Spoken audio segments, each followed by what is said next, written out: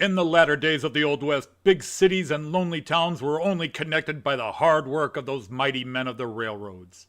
And as their great iron horses rumbled across the plains and through the valleys, bad men were drawn to rob passengers, steal the payrolls, and plunder what they could. To combat this wave of evildoers, the railroad barons brought in brave lawmen of the rail lines. Quick of fist and trigger, these mobile marshals fought to stem the tide of lawlessness in the Old West. And the greatest of them all was Matt Clark, railroad detective.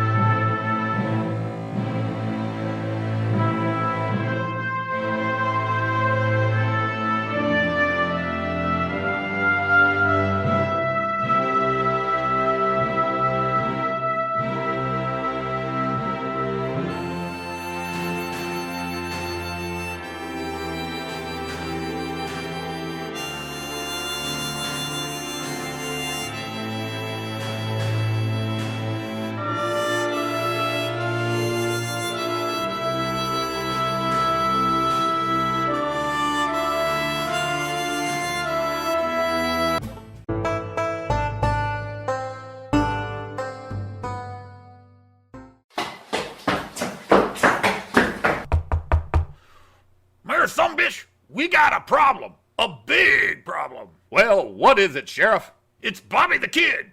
He's escaped the federal hooscow at Amarillo and he's coming to town. What? Billy the Kid's younger meaner brother, the train robber? The very same one, Mayor. This is not good. What are you going to do about it? Well, I have some vacation days coming. I thought I might head east to visit my sister in Philadelphia, or my aunt in New York, or maybe my cousins in Cork County, Ireland. Now just what kind of a coward are you, Sheriff? The best kind, Mayor. I keep surviving. And you should be thinking of running too, Mayor. I? Run? How dare you suggest that, sir? I am a Sumbish. My father was a Sumbish. His father was a Sumbish, and his father before him was a big Sumbish, and we Sumbishes don't run. Well, you'll be one dumb Sumbish if you stay here in Big Gulch, Mayor. Don't forget, Bobby vowed vengeance on all of us for thwarting his one great train robbery. Oh, yes. How could I have forgotten? He tried to rob the greatest locomotive and train ever built, the pride of the Union Baja's fleet, twice the size and power of a Black 5. Yes, the humongous Black 10 called the Black Mamba. The only train he's ever failed to rob, and only because we called in Matt Clark, the great railroad detective who stopped him. And he swore to get us all, Mayor, come hell or high water. So if you don't mind, I'm off to pack my bags. Now hold on, Sheriff. You forget, Matt Clark himself will be in town tonight. Oh, that's right, his girl, Nancy McGill, is performing at the Filthy Glass Saloon beginning this week. Right. And I'm sure he'll want to know about Bobby's escape and want to deal with him once and for all himself. Right. Well, I guess that's settled then, Mayor. I guess maybe I should go ahead and do my rounds about town anyhow. Get on with it then.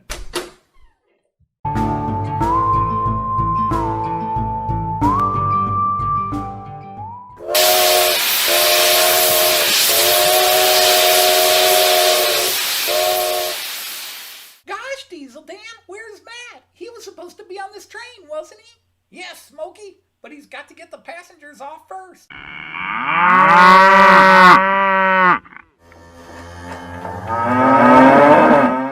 Oh, look, Dan, there he is. Matt, over here, Matt. Hi there, Smokey. I swear you've grown a foot since I was last in town. Howdy, Matt. Sure glad to see you again. How was sarsaparilla? Did you catch Hunko Beef? Hunko Beef? Who's he? Why, he's the most fiendish of criminals, Smokey. An Irish cattle rustler. But gosh, Matt, you're a railroad detective. Why are you after someone who steals cattle? Hunko Beef doesn't steal cattle, Smokey. No, Smokey, he actually rustles them. He stages fake wrestling matches on trains, and then he robs the passengers by fixing the matches. The cows are in on it. We got word they were on the 747 out of Flagstaff to Sarsaparilla. So I made sure I was on that train and got them. Wow, Matt, you're the greatest. Excuse me, could one of you gentlemen help a lady down? Oh, my apologies, ma'am. Matt Clark, railroad detective, at your service. Thank you, sir. Did you say you were a railroad detective? Yes, ma'am. Oh, so you're a train dick. Why, he's one of the best and most famous, ma'am. That is nice to know. I'm Donna, Madame Donna Lott, the new, headmistress at the, Big Gulch Young Women's Boarding School and Social Club here. The what? You know, the Itchy Crotch Club. Oh, you mean the cat house pretending to be a women's social club. Smokey, I think we need to have a talk with you later. Anyhow, could one of you gentlemen get my case? It's a dusty green suitcase under the bench up in the car. I just couldn't quite get under there to get it. At my age, I find it so hard going down. No problem, ma'am. Hey, Diesel Dan, grab the old bag. Hey, put me down. I'm enter luggage, Dan. Oh, my apologies, ma'am. Normally you'd get charged a silver $50 to do that, sir. Smokey, could you grab my bag and run it over to the Squeaky Spring Hotel? Sure thing, Matt. Do you want your same old room? No? Tell them I would like the one without the bed bugs this time, Smokey. Bye.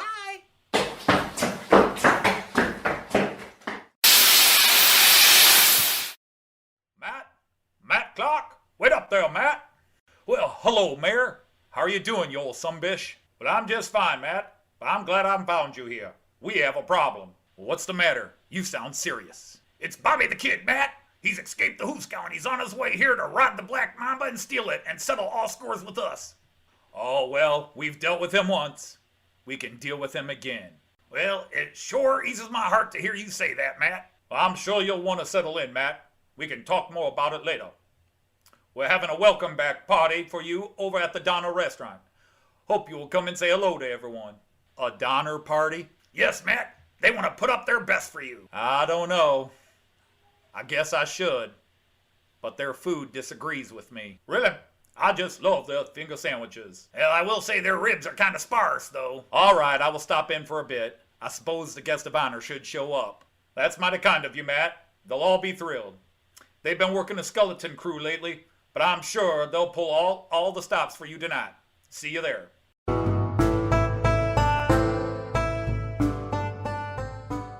Now don't you worry none, ma'am. Sheriff Denon and I will handle Bobby the Kid once and for all. We will? I mean, sure we will, Matt. I will be behind you all the way. Right behind you. Well, look at here, Matt. I do believe your girl Nancy is here. Oh, there, Nancy. It's Lil, Mayor. I keep telling you my name is Lil. Hi, Nancy. You sure are prettier than a field of roses in a river valley. It's Lil, Sheriff. But thank you kindly. And Matt, you are going to come and see me and the boys on stage at the Filthy Glass tonight, aren't you? Why, Nancy, I wouldn't miss it for the world. You're the reason I always come back to Big Gulch. I have missed you too, Matt. I wish you could retire and settle down here with me. We could work the ranch, have a family, play farmer's daughter and the salesman like we used to. Nancy, now you know I'm needed everywhere. When the last train robber is shackled, then I can think about settling down, sweetie. Well, hello, Sheriff. May I join you and your party here? Who are you? Oh, sweetie, meet the new headmistress up at the Ishi Crush Club. She's Donna Lott. She looks like she has. Hello, I am Silas D. Sumbish, Mayor of Big Gulch. What's your name again, my dear? Well, she's the new mistress of the ladies' club. She's Donna Lott. I'll bet she has. So, you are Sumbish. That I am, my dear. The only Sumbish in this whole town. I knew a few Sumbishes back in Santa Fe. Quite a few Sumbishes, really. In fact, one Sumbish shut my business down and chased me out of Santa Fe. Are you related to any of those Sumbishes, Mr. Mayor? Well, I reckon there's a lot of Sumbishes in the Old West here. But you needn't worry, dear. I would never think about shutting down the Ishi Crush Club. Why, I'm the biggest patron of the club myself. Well, that is the nicest thing any Sumbish has ever said to me. I look forward to your patronage, Mr. Mayor. Hello, Matt, Mr. Mayor, Miss Nancy. It's Lil. Hello, Dan. Did you get everything settled? Yes, I did, Matt.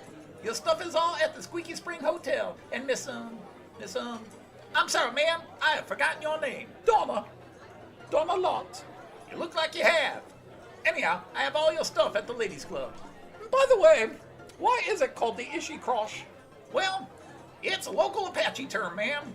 It refers to a legend of a giant tumbleweed which was struck by lightning and set on fire. It burned for days. I believe it translates to, sight of the burning bush.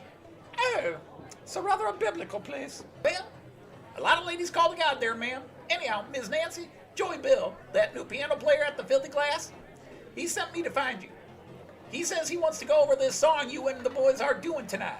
All right, Diesel Dan, I'll head over. And would you please call me Lil? Sure thing, Nancy. Oh! So, Matt, what's your plan for Bobby the Kid? The Black Mamba will be in Big Gulch in just 2.5 more days. Matt, I still say you let me deputize a couple of dozen or 100 men, and we catch the train here and just all right it and shoot Bobby as soon as he tries boarding it. No, Sheriff. He would know. He always seems to know. That's why he was so hard to catch the first time. He was always one step ahead of us. I still think he has someone on the inside. Lets him know the train schedules and what's on the trains. You were right there, Matt. Why, he is slipperier than goose poop on an oily banana peel on smooth ice. The way I figure it, he's coming from Amarillo. The big mamba will pass through here on its way to Amarillo to pick up the payrolls from the banks here and then go up to the mining camp to pick up their supplies. So I think he will try to ambush it between here and Amarillo.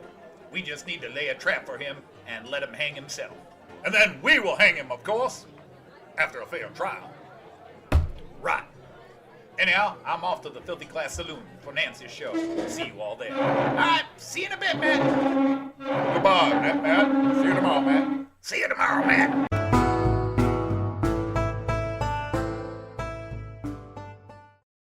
Don't cry for me, Argentina.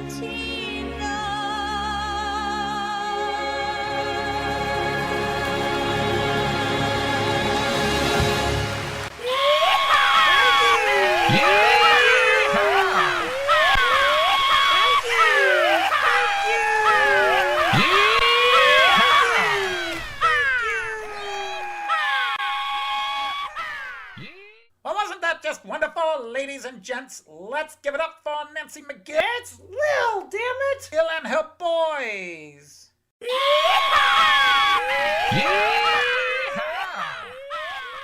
And now, ladies and gents, making his first appearance here at the Filthy Glass, the cowpoke crooner himself, Rusty Twinger.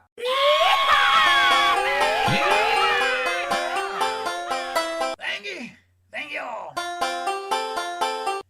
You know, it does get him out of boring on those long cattle drives. So here's an old favorite we cowpokes love to sing on the drive. Oh, I like big butts and I cannot lie. You and the brothers there just can't deny that when a girl walks in with an itty bitty waist stand around thing put into your face, you get sprung, wanna pull up through, cause you notice that butt was stuffed deep in the jeans she's wearing. I'm hooked, I can't stop. Gosh darn, man, nobody sings them like Rusty Twanger. No, Diesel Dan, he truly is an original twangster. Out in a gala da vida, my honey, don't you know that I love you? In a gala da vida, oh darling, don't you know that I'll always be true? Oh, oh, won't you come with me and take my hand? Oh, oh, won't you come with me and we will walk this land? Of course, no one sings as beautifully as our own Big Gulch songbird, Miss Nancy. And here she comes. Why, howdy, Miss Nancy. It's Lil, Mayor. My name is Lil. I don't know why you call me Nancy, but my name is Lil. Oh, aren't you just the cutest thing, Miss Nancy? Oh! So, hello, Matt. What did you think of the show? Why, it was just amazing, Nancy. I wish someone would invent a way I could carry your voice around me and listen to all your songs, and Rusty's too. I could have it in my hand or in my pocket, just listen whenever I want. I could call up my tunes and listen all the time. Matt, I'm sorry to interrupt, but we really need to talk about your plans for Bobby the Kid. Matt, do you really think he'll come to Big Gulch? Without a question, honey. The mayor and the sheriff are here. The Black Mamba will be here in 2 more days, and now I am here. If he wants to settle his accounts, it's all here in one place at one time. Well, I suppose one way to foil his plans then is if we all scattered and spread out. It'll make it harder for him. I could head to Santa Fe or Los Angeles or Hawaii even. And you all go your ways. No, Sheriff, we stick together and we will beat him here. Why, Matt, it sounds like you have a plan. Hey, Miss McGill, the boys want to talk to you about the next show. Thanks, Smokey. I'll see you later. Right, Matt? That would be wonderful, Miss Nancy. You're in the same room at the Squeaky Spring. No, I moved across the hall. Oh, good. I hated the bed bugs. Bye. Good night, Nancy. Good night, Miss Nancy. Good night, Miss Nancy. It's Lil. Oh my God, it's Lil. My name is Lil. Why can't you get that through your thick heads? My name is not Nancy. My name is Lil McGill. Oh, she sure has a lot of spunk.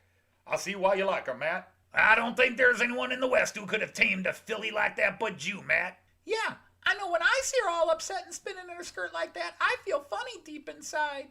Smokey, we really need to have that talk real soon. Speaking of talking, I believe Matt sounded like he had a plan.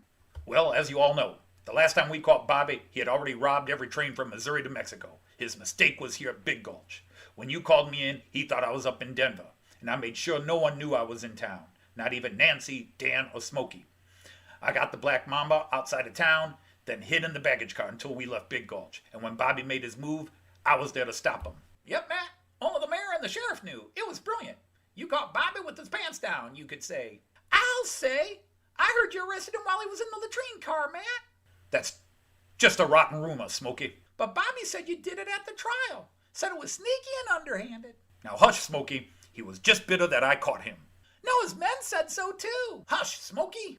And several passengers. Hush, Smokey. Aw, shucks. All right, so here's my thoughts. If I can get you to look at this map here, fellas. Now look here. Bobby will be coming from Amarillo. He can't ride trains. He's too recognizable now.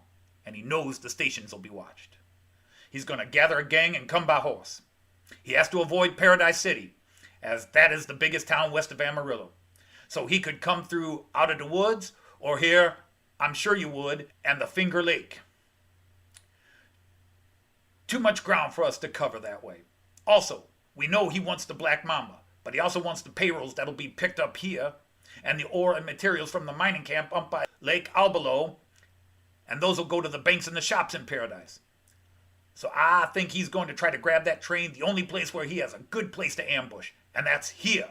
He will want to get the Black Mamba here when it leaves the Cougar's Hole and starts pushing up Nellie's Pass. This is when it's the most vulnerable. That's right, Matt. You have to go through Cougar's Hole and up Nellie's Pass to get to Paradise. Well, it would probably be before it gets too far up Nellie's Pass. The line narrows there. The Black Mamba will find it tight up Nellie's Pass. It has to slow down, so that would make it the ideal spot. Would anyone here like another drink? Well, who are you? Oh, Matt, this here is Daisy Cockett, the new waitress here. She comes to us from Paradise. What brings you all the way from Paradise? I used to work at the train station there, but I lost my job. What happened, missy? Too many long hours. You mean with the train schedules? No, with the station manager. And his wife found out. Well, bring us another round, little lady. We have work to do. Back to the plan, Matt? All right, so as Sheriff Downe said, the best place to hijack the Black Mamba is before it starts up Nellie's Pass. So 2 mornings from now, when the Black Mamba arrives, I, Sheriff, and Diesel Dan will be on the Mamba. Diesel Dan will be up with the engineer in the cab. The Sheriff and I will be in a passenger car. And we will get 2 deputies to be in the safe car in the payroll and minor shipment. 5 of us should be enough, as Bobby won't have time to get a big gang together. And he will want to strike soon before he thinks we can organize a manhunt here. He wouldn't know I'm here, so that's our advantage again. Matt, are you sure I shouldn't deputize a few more? Or I could even ride to Santa Fe to get some marshals, or to Flagstaff and get some federal troopers? No, Sheriff, I think we need to strike hard and fast, and a small group is better. Can't I go, Matt? No, Smokey, not this time. But, Well, if he wanted, he could go for me, Matt. I mean, while, I go find some more help. Yeah, you could use me, Matt. I could be a big help. No, Smokey. Now head over to Miss Nancy and tell her I'll be in the front row for the next show. Then head on home before your parents worry about you. Aw, shucks. No, Smokey, you're too small, Smokey. Go run this errand, Smokey. Do this, Smokey. Do that, Smokey. Stay out of the brothel, Smokey. Don't tell anyone about the picture, Smokey. It's all a bunch of horse poop. Why, Matt, that sounds like a hell of a plan. Why, I do declare, this will be a story to tell grandchildren, if I were lucky enough to have some little Sumbishes around. Hell your drinks, gentlemen. Well, this calls for a toast. To Matt Clark, the best railroad dick ever. Cheers, Matt. Yo, Matt.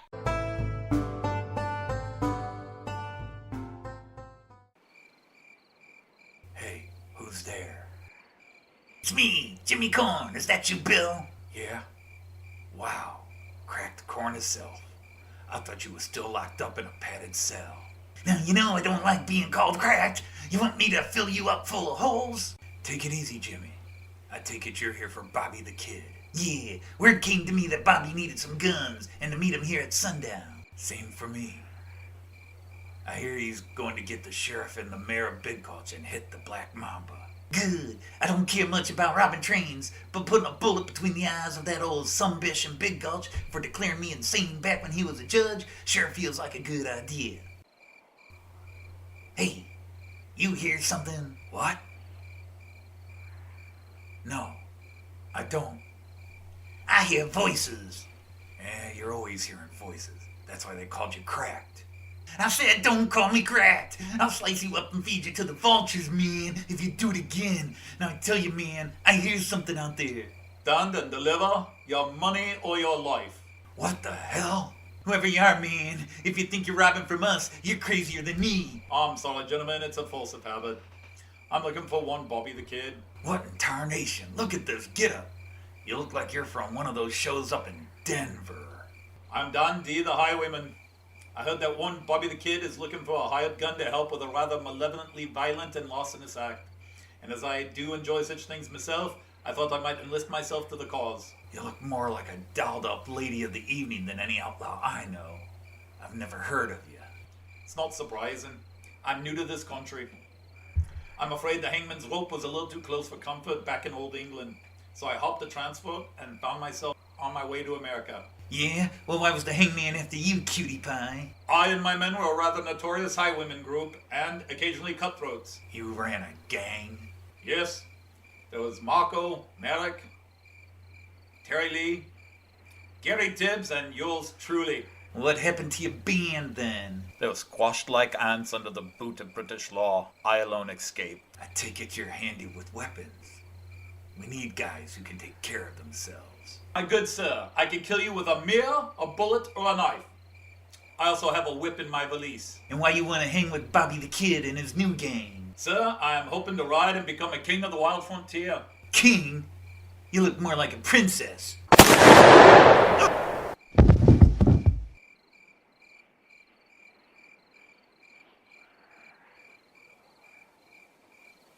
What the hell? You just shot Jimmy Cracked Corn. I don't care. He was part of Bobby's gang. You just killed Jimmy Cracked Corn. I don't care. He shouldn't have talked to me that way. But Jimmy Cracked Corn. I don't care. Now that his master's gone away, who are you? I am Five-Fingered Bill, gunslinger extraordinaire. I've killed 12 men. And why do they call you Five-Fingered Bill? Because I have 5 fingers on my right gun hand. And how many are on your left hand, pray tell? 5? Why do you ask? I was just curious. What morons are making so much noise out here? Who's there? Answer quick before I unload my gun into your belly. It's me, Five-Finger Bill, Bobby the Kid. And before you can squeeze the trigger, I would shoot your manhood off, shove it down your throat, then shoot you in the belly to make you a gelding twice over. You are Bobby the Kid. Yeah? You got a problem with the greenhorn? You're like 8 years old, mate. I'm 32 years old. If you got a problem with my height, I'll rip that stripe off your face, along with your face, before you can reach the mirror of yours, Buttercup. I say, I don't like your mouth. I'm sorry. Now before I put my boot up your candlestick again, can you help me? Or is pretty enough the only skill you got? Yes, sir, I can help. Bobby, he just killed Jimmy Cracked Corn. I don't care. We didn't need him. Saved me the trouble. Now, is anyone here? Yeah, you, me, and D&D here. Oh, stop! No, I mean anyone. You mean, is anyone else here? No, is anyone here? Yeah, just you, me, and the Englishman. Ow! Oh, stop! Ow! Oh, stop! No, you metal muffin! Anyone! The killer! We're all killers, Bobby. Ow! Oh, stop! Stop! Ow! Oh, stop! I mean anyone! I'm here, Bobby. I'm so glad you were around, Annie. We're gonna need your sharpshooting skills for this caper. I've been planning this since I got locked up 3 years ago. I have everybody exactly where I want them. I was in as soon as you said Sheriff Buck M. Denham. I have wanted him dead since that coward ran from Pecos Pete, who raided our ranch and shot my paw when I was young. What about Matt Clark, Bobby? He's the one who got the drop on you and put you in jail, and we don't know where he is. Yes, we do. We do? He should have arrived at Big Gulch yesterday. And how do you know that? Because I made sure he would be there with a little help from my friends. Who is this Matt Clark? He's the toughest railroad detective there is. The only man to ever catch and arrest Bobby here. Oh, no! Stop! He snuck up on me in the latrine, damn it! I had my pants down, littler Bobby out, and he puts a gun in my back and says I'm under arrest. Oh, that's rather unsporting, isn't it? And then worse, he looked at me, made a joke about having an uncocked pea shooter in my hands. And then he called me Little Man. I hate being called Little Man. So what's the plan, Bobby? How are you gonna get 'em all in the Black Mamba in one shot? It sounds rather a long shot to get them all together at one time. Can't we just rob the train and get the lawmen later, one at a time? No, I am making sure they all get on the train. Matt will have a small posse ready, but I am seeing to it that the mayor winds up on the train too. And someone else. Someone to really bring Matt Clark down. Well, can you let us in on the plan, Bobby? Ride with me to the miners' camp at Lake out below, and I will tell you everything. Now let's ride. Good show. Let's put the wax on the tracks and slide on out of here. What? What? Sorry. It means tally-ho.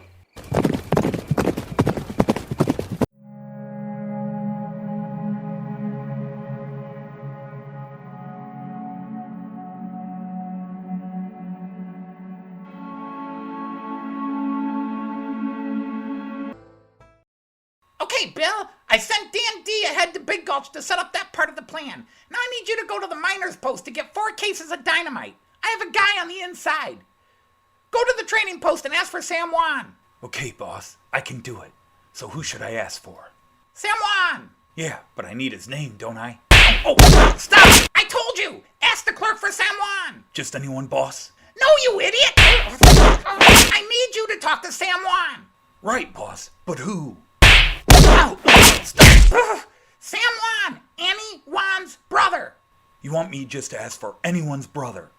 Oh, stop, boss! Stop! No, you buffalo turd! It's Sam! Annie's brother! Okay, boss. I get it. I'll be back shortly. Ow! What? What'd I do now? Don't you ever call me Shorty! I said I would be back shortly. Oh, sorry. Now hurry up and get going then!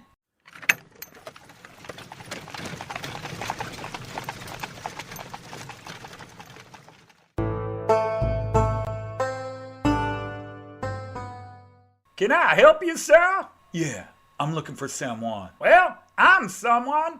What you need? You are San Juan? Well, I like to think of myself as someone.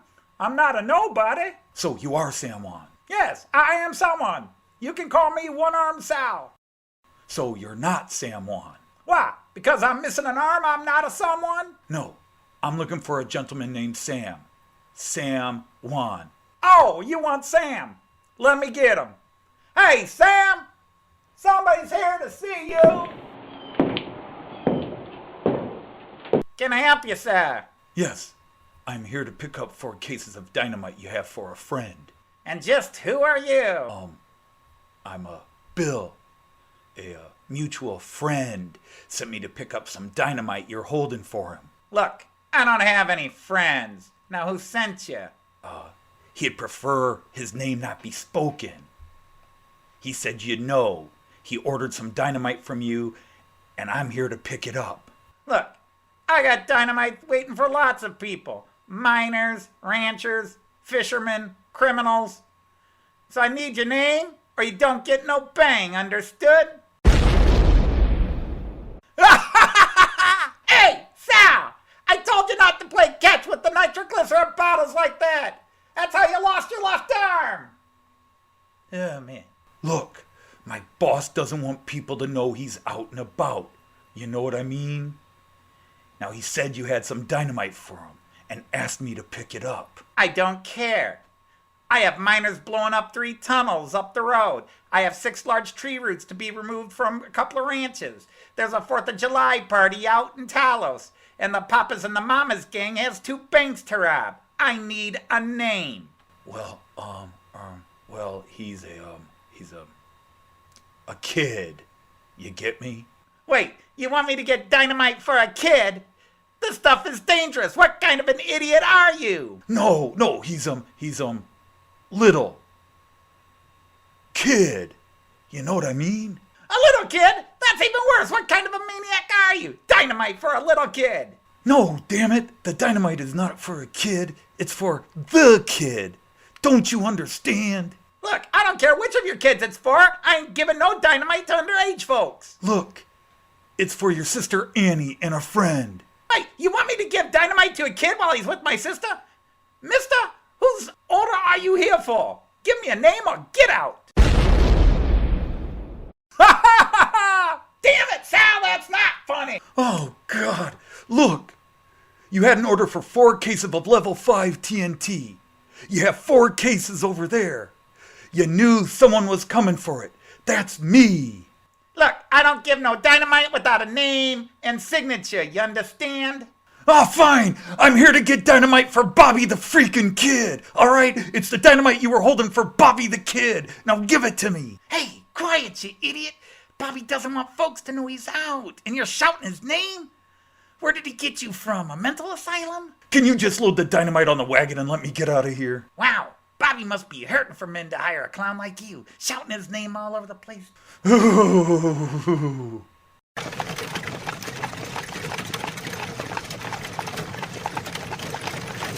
Hey, Sal! I told you to stop tossing those jars!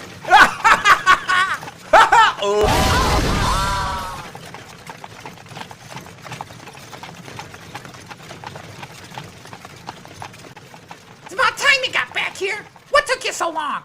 Well, there was a line. So how is my brother Sam, Bill? He was good. Yeah, he was doing great. Just doing really well.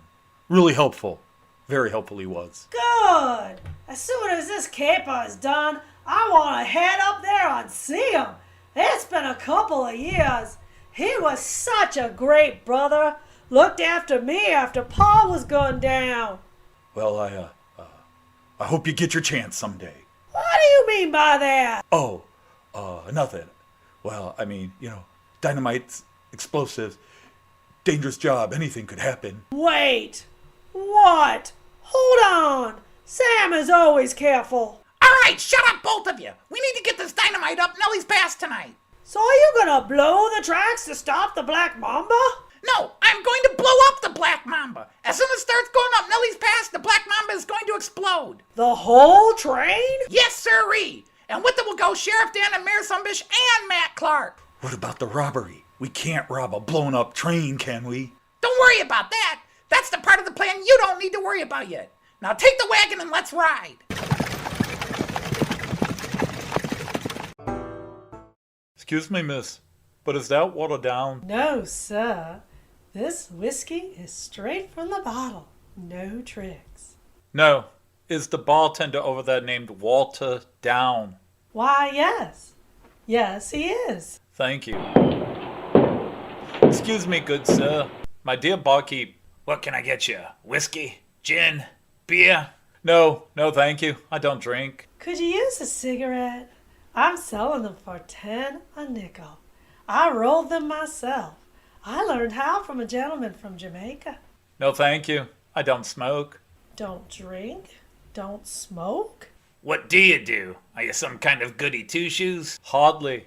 I just don't like to cloud my senses in a world that is dog-eat-dog. Well, I just serve alcohol here, stranger.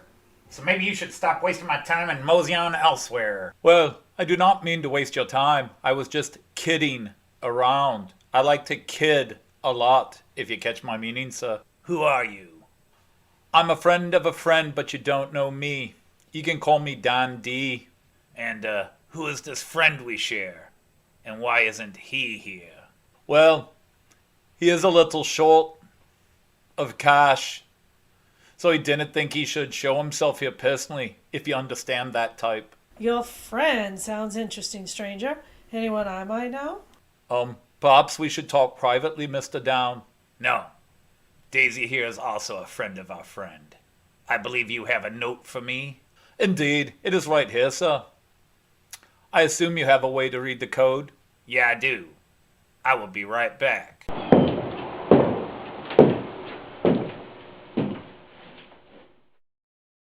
So, what can Walter get you to drink? Well, I have a fetish for coffee and a fetish for tea. But I will have 4 fingers of your best Irish whiskey. He can't do that, sir. And why not, pray tell? He's only got 3 fingers on his non-pouring hand. Well, Daisy, I think we have some work ahead of us tonight. Here, read this.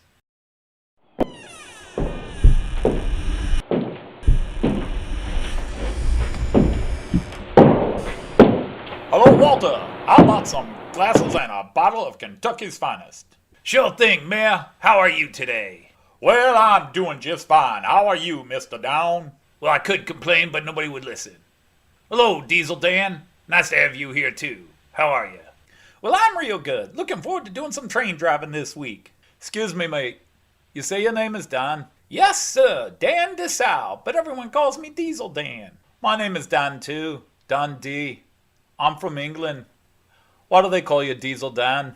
Why, the girls at the Itchy Crash Club gave him that name. I don't know why, though, but it started there. Smokey! They always wave and smile at him when they say it. Now everybody calls him that. Now, Smokey, that's enough. I asked the girls, they just giggle. I asked my parents, and they said to stop asking questions. Now, Smokey, I know, we need to talk. Smokey, you need to run along now. Find some kids to play with. Ah, shucks! Nobody ever tells me anything. Smokey, you're too young. Smokey, go play with the kids for a while. Smokey, here's a quarter. Go to the candy store for a bit. Smokey, what are you doing staring through that window? Smokey, what are you doing with this underwear in your drawer? So, did I understand you work on the trains? Indeed I do. In fact, I will be driving the famous Black Mamba from Big Gulch to Paradise City when it arrives here tomorrow morning. The Black Mamba, you say? I've never heard of it. Never heard of the Black Mamba? The greatest locomotive ever created. A thing of beauty. You get behind one of those and you just feel it throbbing and thrusting. Just makes you want to plow through anything. It sounds impressive. We have quite a few great locomotives back in England. I can't believe you Yanks could best one of our greats. Why, sir, the Black Mamba has no equal. It makes men avert their eyes and makes the women scream. I should dearly like to see this monster if I could. Well, as you heard, it is arriving here tomorrow. Then you will see it is no myth. There is nothing like a Black Mamba to make you feel like a man. Well, of course, seeing it would definitely be impressive. But I say, I'm quite wondering what it would be like to be behind one pushing it forward, if you know what I mean. You don't think I could come aboard and see how it works behind the hands of a pro? Well, I guess I don't see why not. We've done it before. I will say there's nothing like riding a Black Mamba. Be here tomorrow at 6:30 a.m. and I will give you a tour and set you up. Oh, that would be great, mate.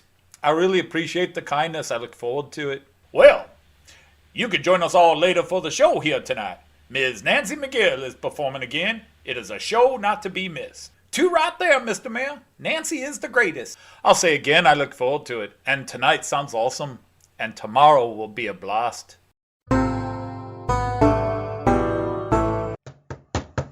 Mr. Downe! Mr. Downe! Oh, hello, Smokey. Hi, Miss Daisy. Can I help you with something? Well, yeah, but I think even in the Old West it would be illegal. Anyhow, I need to see Mr. Downe. Smokey, didn't I tell you you weren't allowed in here without an adult? I'm really sorry, Mr. Downe, but Mr. Zuckerberg at the telegraph office sent me to tell you there has been no messages received from the miners' camp at all today. In fact, there have been no messages at all. He thinks the lines might be down. All right, thank you, Smokey. Now you run along. We have to start setting up for the show. Aw, can't I stay? I like to watch the showgirls get ready. Yes, I know. That's why you aren't allowed in here without a grown-up. Aw, shucks, can I at least watch Daisy wash the tables and put the linens out? No, Smokey. Now get along. Aw, shucks, nobody in this town ever lets me do anything. No, Smokey, stay out of the bar. No, Smokey, you can't smoke a cigarette. No, Smokey, you can't smoke that either. No, Smokey, only one shot of whiskey. And where'd you hear about opium anyhow, Smokey? It's all a bunch of horse poop. No telegraph. Wasn't Bobby supposed to be at the miners' camp earlier today? Yeah. We were supposed to get one last message from him to make sure everything was all go. Have you been able to find who the other deputies are? No. And I was supposed to let Bobby know tonight. Mr. Zuckerberg was going to work late today so I could send a coded message by telegraph at his face note office. You haven't gotten anything out of the mayor about it, have you? Oh, no, that Sumbish doesn't know anything about it. He leaves those details to Matt. He only has one thing in mind when he sees me.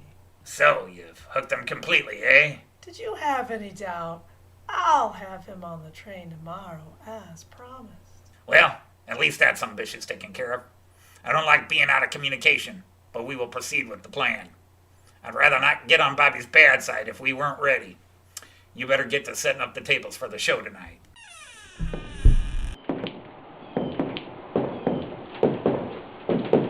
Well, good afternoon, Walter. How are you? Well, hello, Sheriff. You're a bit early, aren't you? And Mayor Sumbish. You were just here. Back again already, sir? Well, I saw that the sheriff was headed this way, and, well, I just can't seem to stay out of this place lately. Why, hello, Miss Daisy. Hello, Silas. Your Honor. I see you brought the sheriff. Is he going to arrest me this time? What? What? Oh, no, hey. No, Miss Daisy, perhaps this isn't the time. Well, I do have to set the tables before the crowd comes in a couple hours. Then I'll be free for a little while. See you later, sir. That sounds fine. I wanted to further out, talk about, your zoning issues. What was that all about, Mayor? Huh? Oh, nothing. Miss Cockett is having some, legal issues and was seeking my expertise on the matter. I've been letting her go through my briefs. My legal briefs, that is. Now, Your Honor, I'm still very concerned about this plan of Matt's, seeing as I don't know much about it. I still think I should ride on to Amarillo or on to Flagstaff and get some more men. You won't even let me deputize locals. Matt said he only wanted 5 men, and outside of me, Dan, and himself, I don't know who else there is. Why, Sheriff, that yellow strap up your back is getting as wide as a bison's behind. How do you sleep at night? Very well and deeply, Your Honor. Cowardice has served my family well for generations.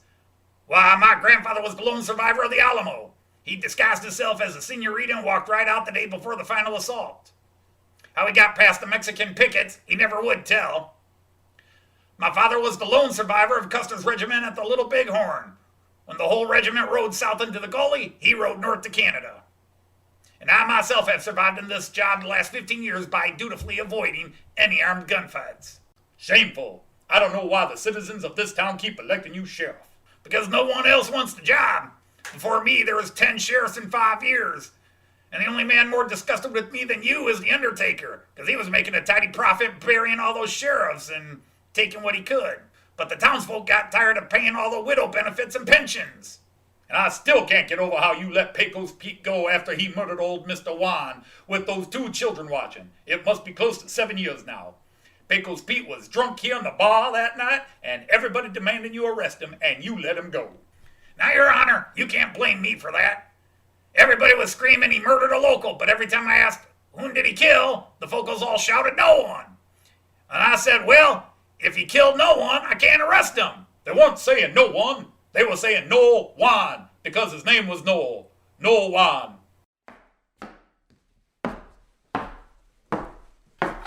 Well, Sumbish, here you are. Well, hello, Madam Lott. Is there a problem? I've been meaning to come by and, formally welcome you to town, but I've just been otherwise preoccupied the last few days. So I have been told. As the new matron, I have been going over the accounting at the Ishi Crosh. The girls say you have not been by for almost a week and our income has dropped 33%. I don't even know if I can pay for a penicillin shipment when it arrives on the Black Mamba tomorrow. Madam, I am very sorry. I will pick up that tab with my petty cashier. We can't let the Itchy Crotch go without penicillin. I will deduct this from the civic expenses as a public health expenditure. Well, I see I was not wrong. You are not like those nasty Sumbishes I had previously met. You are one of a kind, Sumbish, Your Honor. And how are you, dear Sheriff? What? Huh? What do you mean by that, Miss Lott? You know, Sheriff, my girls say you have never attended any, activities at the club. Is this a professional avoidance or is there something else? Oh, no. Nothing professional. According to the county statutes, your business is legal and everybody has the right to make a dollar, I suppose. According to our books, you have not once come to the Itchy Crosh. Why not avail yourself of our services? Being a sheriff must be a tough job. Surely you need to relax some evenings. Well, it's not that hard a job here in Big Gulch, but it keeps me busy enough, Madame Lott.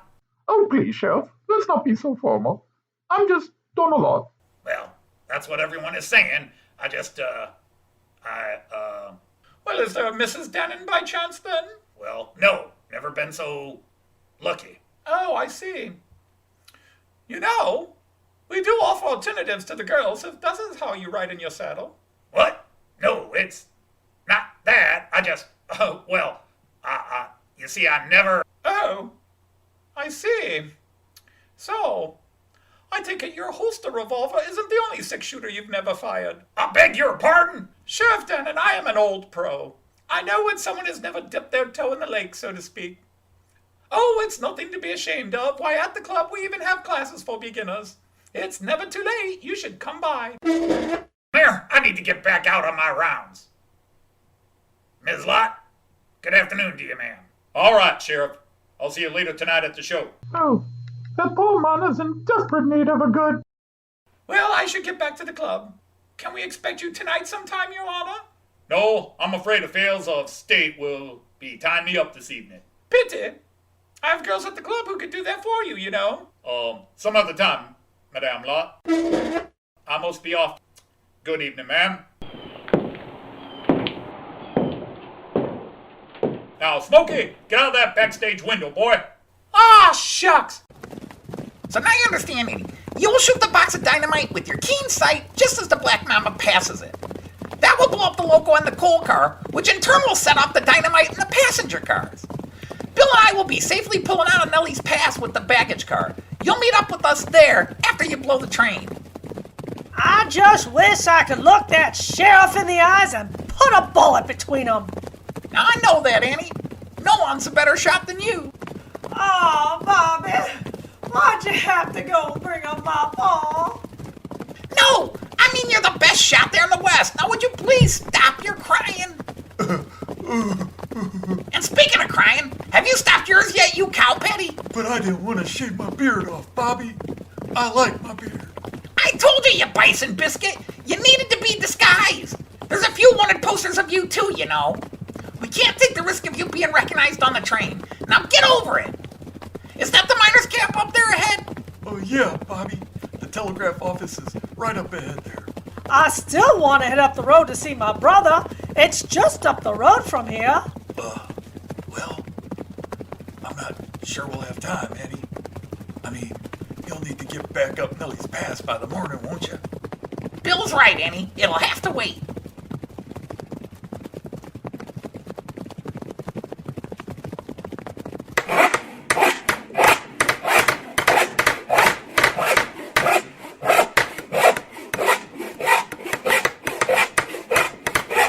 Hey, men, get these last poles up and we can run the last lines here and we'll be back in business. Hey, are you Bernie Chirps? I'm kind of busy, Sonny. Step aside, go play elsewhere, will you, little boy? Hey! Oh! Oh! Hey! Oh! Hey! Hey! Oh! I'm not here to play. I'm deadly serious, you prairie dog dropping. And I need your skills right now, Mr. Chirps. Oh, I'm sorry. I'm sorry. You're Bob. Say one more word, and I'll put more lead in you than in a Roman water system. I need to take control of your office for a bit. I have some messages coming in and going out. Well, sir, I can't help you at the moment. Our lines are down. No messages have come in or gone out for the last 30 hours. Why are they all down? What happened? All those damn fools Sam and Sal up at the Miners Emporium blew up their whole shop and knocked out the lines yesterday. We've been working for almost 2 full days trying to repair them all. What? The Emporium blew up? No! My brother Sam! What about my brother Sam? Where is he? Can you tell me where he is? Well, based on the size of the explosion, I'd say he's in Kansas by now. Oh no, Sam! You were always so careful. How could this happen? When did this happen? Well, it was yesterday morning, right after they opened. Fortunately, as far as we know, no customers were inside. Bill, you were there. Did you see anything? Did Sam look distressed? Was anyone else around? No, Annie. Everything was fine. Sam was good, real good, and Sal was doing well too, real good. I definitely didn't see anybody throwing bottles of nitroglycerin around. Oh, okay. Wait, what? All right, quiet, you two. Annie, I'm sorry for your brother, but I need to know if you can focus on the job. Can you? Can I trust you? All right, Bobby. I could grieve later. All the more reason to get that sheriff. Sam would want me to do it for him, too. A lot of bills are coming due, and I guess we'll wait for them to get this pull-up. Bill, go help them. All right, Bobby. I mean, Mr. Kid, we have the lines up. Now, we don't want to overload them until we can test them. So we can't send any big telegrams. Fortunately, I've come up with a new system where you can send 144 characters at a time. I call these messages chirps. I designed them. All right, I got a message here I'm going to want you to send. Let me see. Ixne, obite, argite, upsiste, omarote. What the hell does this mean? I don't understand this. Good. I don't want you to know. However, the person I'm sending it to will know. So just send it, Buttercup. Okay, one moment. Hey, wait. I'm getting a message right now.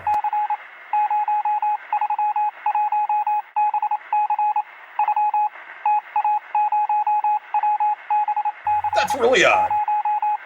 Hang on. This message sounds like the one you were trying to send out. This message says it's for obite, hate, idkite. That's me. Just give me the damn message. What's it say, boss? Yeah, Bobby. What's it say? It's great news. I now know everything I need to know. It's all going according to my plan. All right, Mr. Chirp. You can send this message back and add this little bit to it. Yes, sir. Anything you say, Mr. Kid.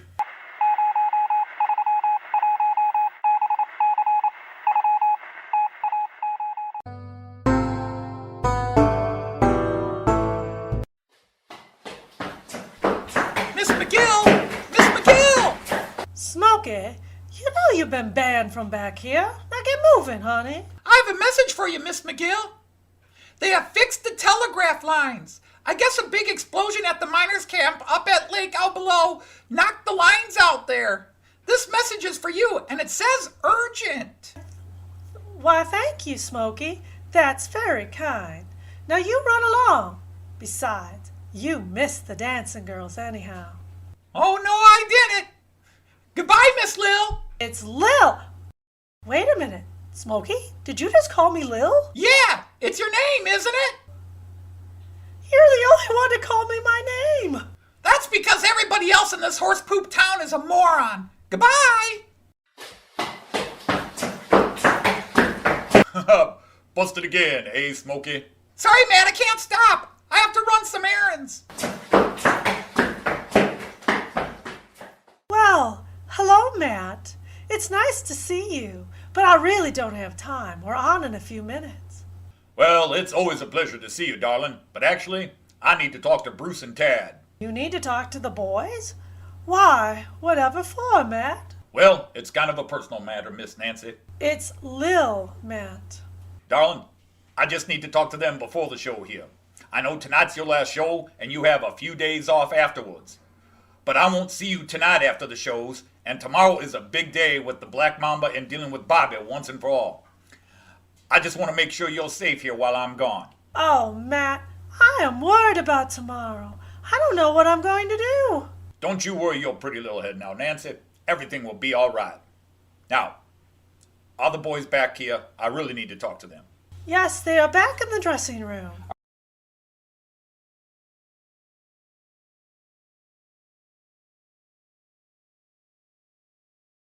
Now, what's in this letter? Dear Miss McGill, after several reviews of your show, we are quite impressed and would like to hire you for a 2-week stint as headliner at our famous Golden Palace Star Maker Casino and Saloon here in Paradise City.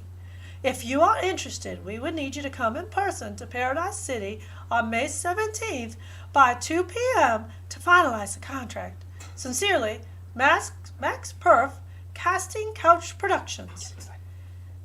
Headline? At the Golden Palace? This is the one show I've been dying for. I can't believe it. May 17th at 2 p.m.? That's tomorrow. The only way I could get to Paradise is to ride the Black Mamba.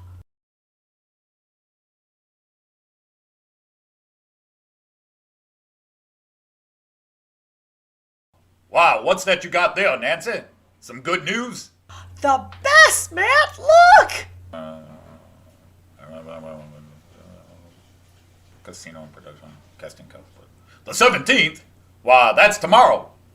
You can't get to Paradise in time for this. I'm so sorry, darling. I can. I can get there on the Black Mamba. But you can't take the Black Mamba tomorrow.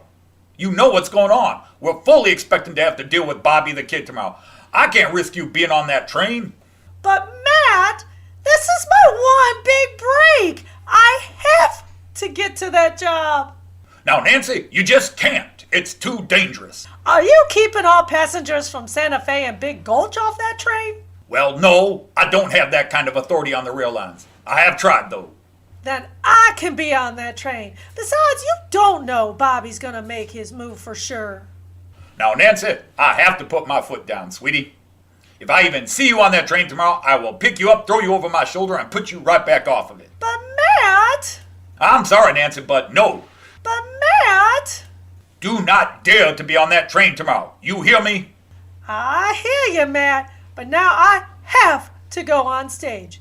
You should let me finish getting ready.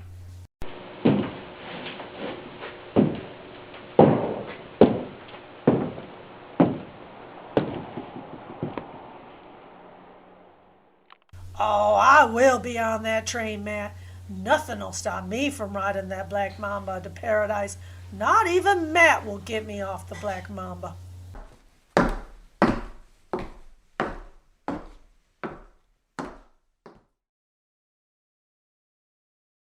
Walter will want to tell Bobby about this.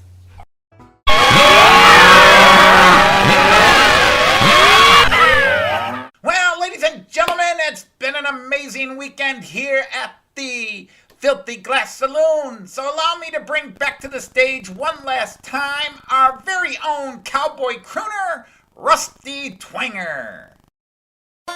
Thank you all. It's been an honor and a privilege to play for you the last few days. But I want to tell you, ladies and gents, those dusty plains are wide and dry. The nights can be cold and long. How do we cowpokes keep ourselves going and ready to ride on those long cattle hauls? Well, here's a little song about those times. It's so old, I think a god himself could have written it. And if you know the lyrics, just sing along.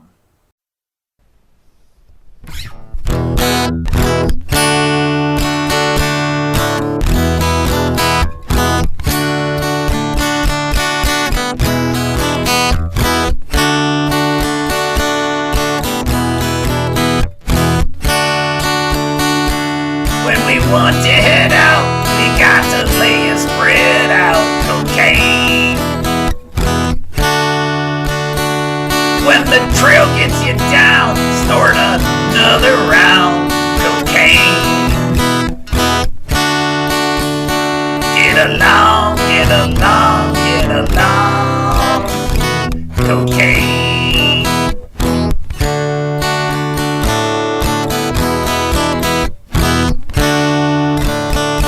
When the cattle just stink, you start to think cocaine. With 600 head, sniffing snow instead, cocaine. Get along, get along, get along, cocaine.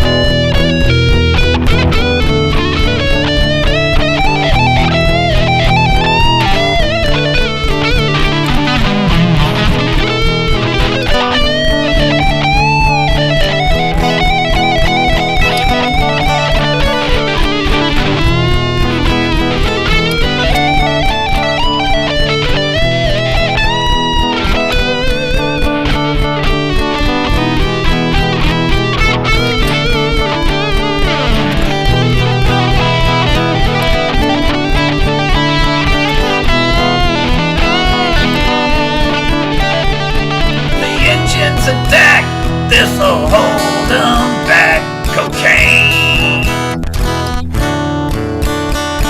Even Geronimo likes that stuff up his nose, cocaine. Get along, get along, get along, cocaine.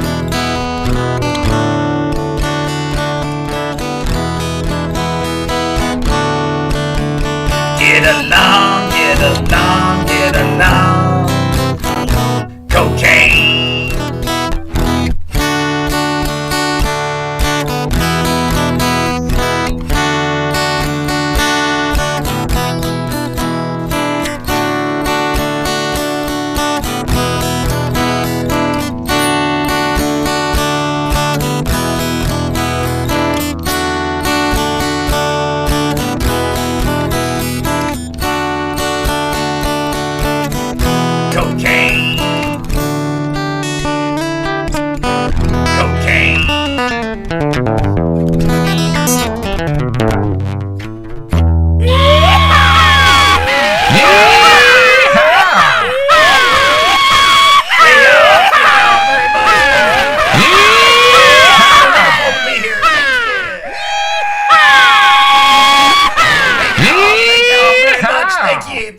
Thank you. It's been wonderful to be here. Thank you.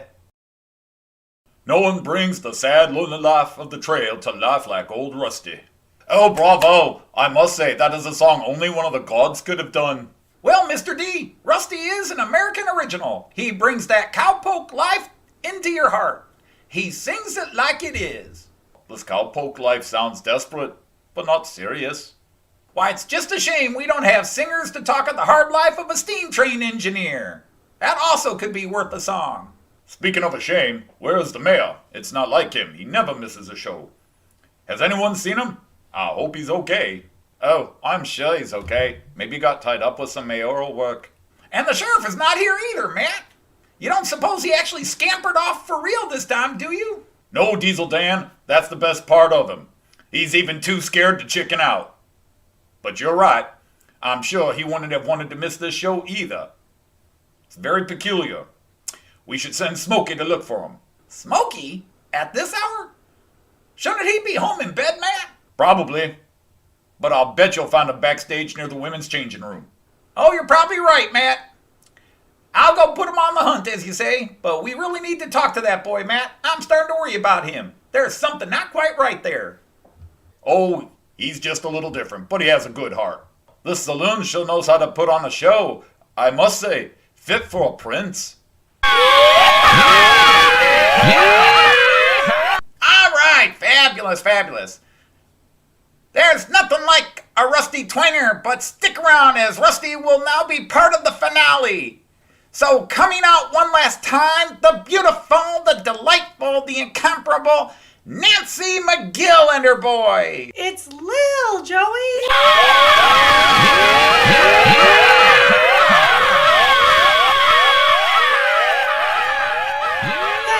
Thank you all. I just wanted to say how wonderful you've all been these last few days. There's nothing like a big gulch crowd at the Filthy Glass to make a girl feel at home. It's Lil! I have lived here all my life! You know my name is Lil! Anyhow, I want to have Rusty, the boys, and the band all join in for one last song this evening before we take some time off from performing. I want to dedicate this song to that one special man. The man who wrote my heart, but wrote me up while he saves the Old West. Our very own Matt Clark, the railroad detective. Why don't we do it in the road? Why don't we do it in the road? Why don't we do it in the road? Why don't we do it in the road? No one will be watching us. Why don't we do it in the road? Why don't we do it in the road? Why don't we do it in the road? Oh, yeah. Why don't we do it in the road? Why don't we do it in the road, mama? No one will be watching us. Why don't we do it in the road? Why don't we do it in the road? Why don't we do it in the road? Why don't we do it in the road? Why don't we do it in the road? No one will be watching us. Why don't we do it in the road?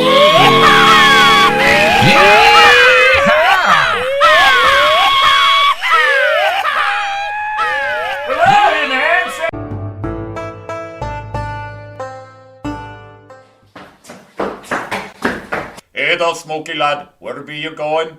You know you are not to be here. I know, Mr. Blocker, but this is an emergency. Matt Clark sent me to find the mayor. He didn't come to the show tonight. The sheriff didn't come either. Smokey, the mayor, he not come here for almost a week. You know that. Again? Wow. Well, he has been with that Miss Daisy all day today again. So, is that where he been? Oh, yeah. Every night. But I didn't see them in his office tonight. Then I remembered he said something about having her teach him a lesson. So I thought he might have come here for one of Mississippi's classes. No, I not seen him, Smokey. And they always tell me when he's here. He certainly don't need no classes. Well, I have looked everywhere. I can't find him or the sheriff. Oh, not the sheriff. He is here, lad. He is? The sheriff? He never comes here. Well, perhaps he finally learned to do that now. I have to find him, Mr. Blocker. It's important. I will get him, Smokey. Can't have you disturbing the ladies and their guests again. You sit in the parlor and wait like a good lad. Ah, shucks. Now, Smokey lad, you know we both get in trouble when you act up. You be a good lad and stay there. Okay, I promise.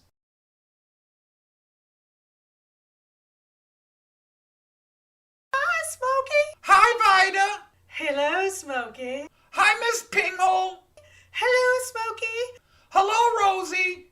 Smokey, are you looking for more trouble? Hi, Jean. No, not me. Not this time.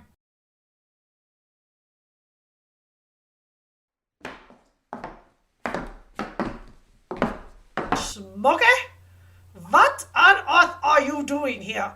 You know you aren't supposed to be here. You've been told to stay out. Now run along home. Sorry, Mom. Dad. Mr. Clark asked me to find the mayor and the sheriff. I looked everywhere. So I had to see if maybe the mayor had decided to come back here tonight. And I promised Mr. Blocker I would stay right here. Smokey, you know your mother and I do not like being disturbed at work by your antics. I know. And I've stayed out of here since that accident with Mr. Jean or Miss Jeannie or whatever. And I still have some questions about that, though. No, Smokey, no more questions. Oh, shucks. You guys never explain anything to me.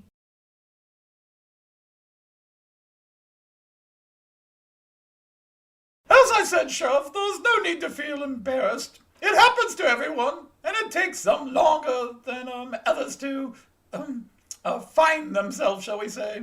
So, how many times am I supposed to do these exercises, Madam Lott? I would say no more than 4 times a week right now. You may want to do more, but keep it simple for starters. And what's this book called again, Miss Donna? I'm not really good at reading. It's called the Kama Sutra for Greenhorns. Yellow and black cover. Lots of pictures to help. Well, I guess I should go. I've already missed the show at the filthy class, but I still need to talk to... Sheriff! Hey, Sheriff Dannon! Smokey, what are you doing here? What am I doing here? What are you doing here? You never come here. Well, I had to make sure the licenses and permits were all renewed and proper, Smokey. What a bunch of horse poop. Anyway, Matt sent me to find you because you weren't there for the shows. You nor the mayor. Now, Smokey, stop that. The last time I saw the mayor, he was walking down the street the other way with Miss Daisy towards his office. Well, they didn't stay there, and I don't know where they went. I could try to check Miss Daisy's room, but I can't get that far in the hotel. They blocked me. Anyhow, Matt needs to see you at the saloon. He said he would wait there for you. All right, Smokey, I'm on my way. I will see you next week, if I can, Miss Madame Lott. Now, Sheriff, I'm Donna. I'm just Donna Lott. Well, I sure can tell you have. I'll see you then. Well, until then, good luck, Sheriff. Now you run along back to the house, Smokey. Father and I will be home after work here. Did you get any supper? But it's always at the Donner family place. You know I hate their food. Why can't I just eat here or at the saloon? Because you get into mischief here, Smokey. Now get along and stay out of that saloon tonight. Ah, shucks. It's always the same. No, Smokey, you can't watch Mom and Dad work. No, Smokey, you can't look at those pictures. No, Smokey, you cannot attend Mississippi's class until you're at least 16. No, Smokey, that's your father's dress. It's all a bunch of horse poop.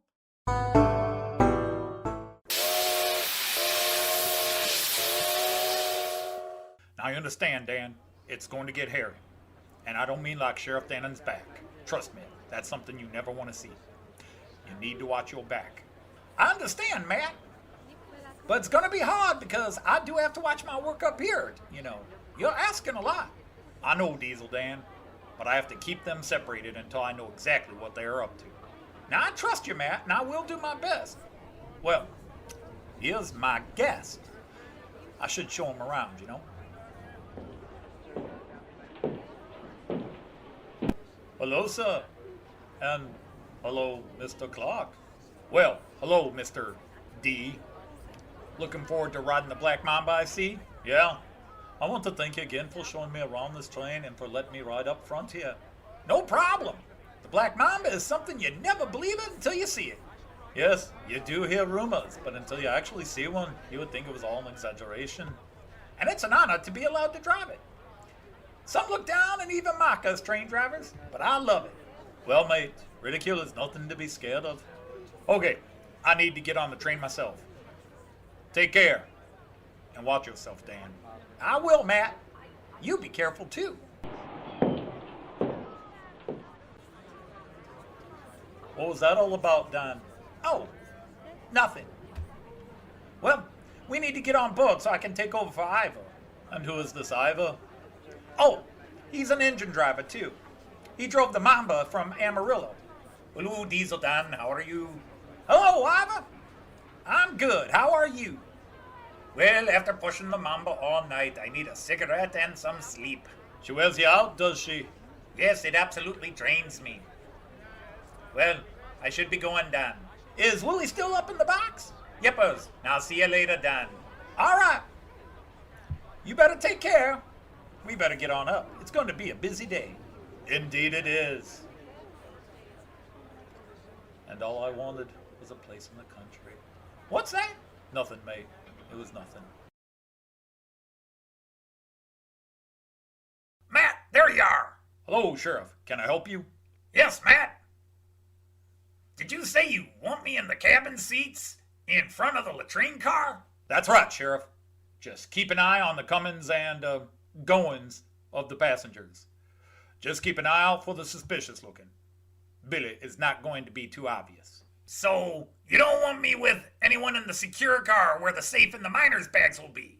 Nope. I need you right here watching, folks. But isn't the latrine car where you caught Bobby last time? All right, Sheriff. We all know that now. I took my chance when I had it. But Bobby is not likely to go near the latrine car again because of that. So you just keep an eye out.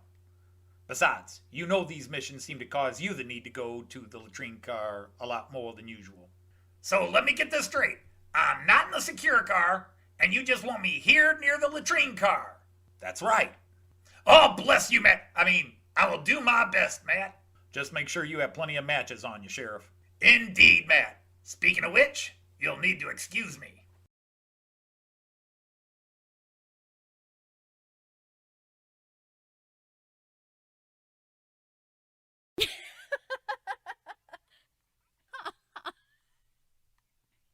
Your Honor, what are you doing on this train? You're not supposed to be here. Well, hello, Matt. I'm off to Paradise City on my honeymoon. I got married last night. You what? Now, Matt, I'm getting old. Oh, you aren't that old, darling. At least you sure don't act it. Daisy, sweetie. Now, anyhow, you see, when we talked the other night, I mentioned children and grandchildren and having some little Sumbishes around, and it got me seriously thinking. And as I'd already been seeing Miss Daisy here for a while, I broached the topic, and she was willing. Boy, was she willing. Mayor and able. You crazy Sumbish? Don't you think this is a bit rushed? Well, he is a bit of a spoil sport, isn't he, Silas? Matt, no Sumbish ever rushed into anything. I know full well what I'm doing. Oh, you most definitely know what you're doing, sugar. But, Your Honor, today, the Black Mamba? Have you forgotten? Perhaps I did, but it makes no difference anyhow. You have it all in hand, don't you? I will be in here, locked doors and drawn curtains. Right, darling? Oh, indeed, sir.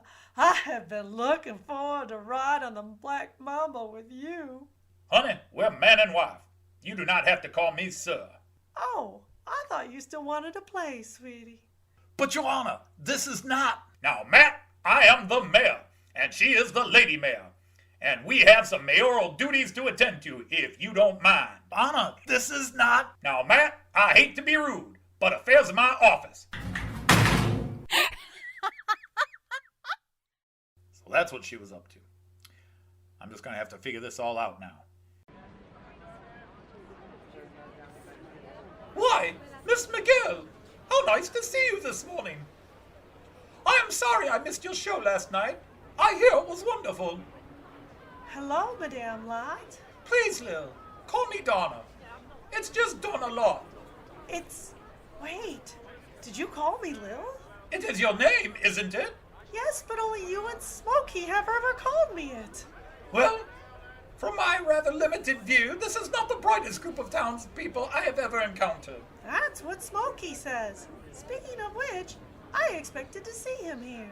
Yes, the little nipper does seem rather omnipresent, doesn't he? But I have not seen him either today. So what are you and your girls doing here this early? I thought you would be sleeping in. Oh yes, you see, the girls were quite excited at the prospect of actually seeing the Black Mamba again. Mr. Clark asked for Cog to be on the train today, and some girls need to head into Paradise for their, checkups, shall we say. Oh, and is Matt okay with this? Well, I made it conditional on Cog coming along. By the way, aren't you here to see Mr. Clark? No, and I would prefer he actually not see me here this morning. Oh dear. Trouble in paradise, Lil? There will be if I don't get there by 2 p.m. today. I have a job offer for a big showroom, but Matt doesn't want me riding the Black Mamba today. Any particular reason? Well, I really can't talk about it, but I have to get on this train today, and I can't let Matt see me until it's too late. I see. Well, I tell you what, Lil. Why don't you duck in with the women in our troop? We'll blend you in and you can sit in our private cabin. As Cog will be elsewhere, there will be space for you here. You would do that? Oh, thank you. Thank you. Oh, but of course, dear, no problem.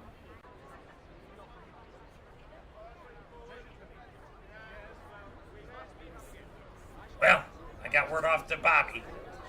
These must be Matt's backup players. And they must be the two who will be in the secure car with the safe. And I just got the signal that Matt's dame is on board, so that one is planned too. Well, I guess I better get on board and get ready for my job. This is going to be one hell of a ride. I hope Uncle Bill and Bobby are still good to go. The mayor's gone and done what? He married that Daisy, the one I told you about. Whoa! Why would that stupid sumbitch go and do a thing like that? She's been playing on him, Sheriff. I knew Bobby would want him on the train, but I wasn't sure how it would happen. That's why I so desperately wanted to talk to the mayor the other day, but I could not get him alone in time. Now, I have to figure out how to deal with this. So, Matt, is at least everyone else situated on the train? So far, I want to check on Madame Lott's crew. I do not like how many people had to be in on this train today. In order to hire Cog, she had to come along with some of her girls for their biannual checkups in Paradise. And no marshals or deputies. If you're so sure Bobby is to pull his caper today, we could have had plenty of men on board. And you roped me into this without getting help. Sheriff, Bobby has always had insiders. He's always had spies. He's always been one step ahead of everyone. That little guy even had plans for his breakout before he was arrested. When I caught him, it was as much luck as planning. He got too cocky on his last attempt at the Mamba. If he hadn't drank all that beer, I might not have been able to take advantage. Now that's fine, Matt, but doesn't explain why I couldn't deputize a dozen men. Because he would know, Sheriff. Then he would just pick some other time and place when I wasn't ready. I want him to make his move when I can at least have a fair chance at catching that little twerp once and for all. It's taken me a long time to sort out his network. I know he is coming once we start the Mamba up Nellie's Pass, but just when and how is still not clear, and that makes me nervous. Well, I don't like it, Matt, not one bit. I am too nervous. I know, Sheriff. I can tell. Now please, light a match or open the window. Oh, sorry. The Mamba is about to go into Cougar's Hole, and you never know what might happen in there. So you see, Dan, Willie or I can use this here regulator on the steam dome. This controls the amount of steam going to the cylinders, which allows us to make the train go faster or slower. And what's with all these gauges? Oh, yeah, gauges are confusing. You say there's HO scale and HO gauge, N scale and N gauge, O scale and O gauge, and this does confuse a lot of people. You see, gauge is technically the width of the track. I have no clue of what you're talking about, mate. I meant these gauges on the pipes over here. Oh yeah, those. Those tell us the amount of water in the boiler tank, the boiler pressure, the speed, the vacuum pressure, and the brakes. And that's it then? No. We also have to shovel the coal in to keep the boiler burning, and keep an eye out on the tracks for anything like damage or stray cattle, rock slides, or anything else which might block the track. Speaking of which, we need to prepare for the Cougar's Hole. The Cougar's Hole? I keep hearing about it. What is it? The Cougar's Hole. It's a long tunnel up ahead which we have to push through to get to the miners' camp before we head up Nellie's Pass. Oh, and I suppose it will be a tight fit for a giant black mamba to go through. Oh no, Cougar's Hole is wide enough, even a beast like the Black Mamba will fit in it easily. But it is very dark, and you never know what else you might find in there, so we have to take every extra precaution before going in there. So, it's dangerous then? Well, it's not as exciting as going up Nellie's Pass, but going into a cougar's hole is an experience in and of itself. You know, there's not a lot of room up here with so many things to do. That's right. There's usually only 2 people up here, and both have to know how to drive. One shovels and keeps an eye out, the other drives and keeps more eyes out. Then Willie here knows how to drive the Mamba as well. Oh yes, I think he handles it better even than me. That's excellent to know. Is that the tunnel up ahead? Yes, it is. Now you'll have to back up. We have to get ready. So do I, mate. So do I.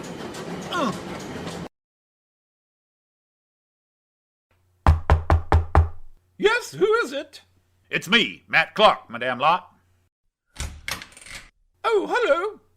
And Mr. Clark, please stop the formalities. I have told you. I'm just Donna Lott. Yes, you've told me, and I just wish you'd quit bragging about it. Anyhow, I am just making sure you and your girls are settled in okay. I appreciate you letting me hire Cog. I needed him for this trip desperately. Yes, I understand. Would you please tell me exactly what is going on? I'm sorry, but I really can't. Well, I presume it involves this Master Bobby the Kid, does it not? What? How do you know? Oh, please, Detective, I should almost be insulted. I do run a bordello, you know. Drunken, lonely men talk a lot.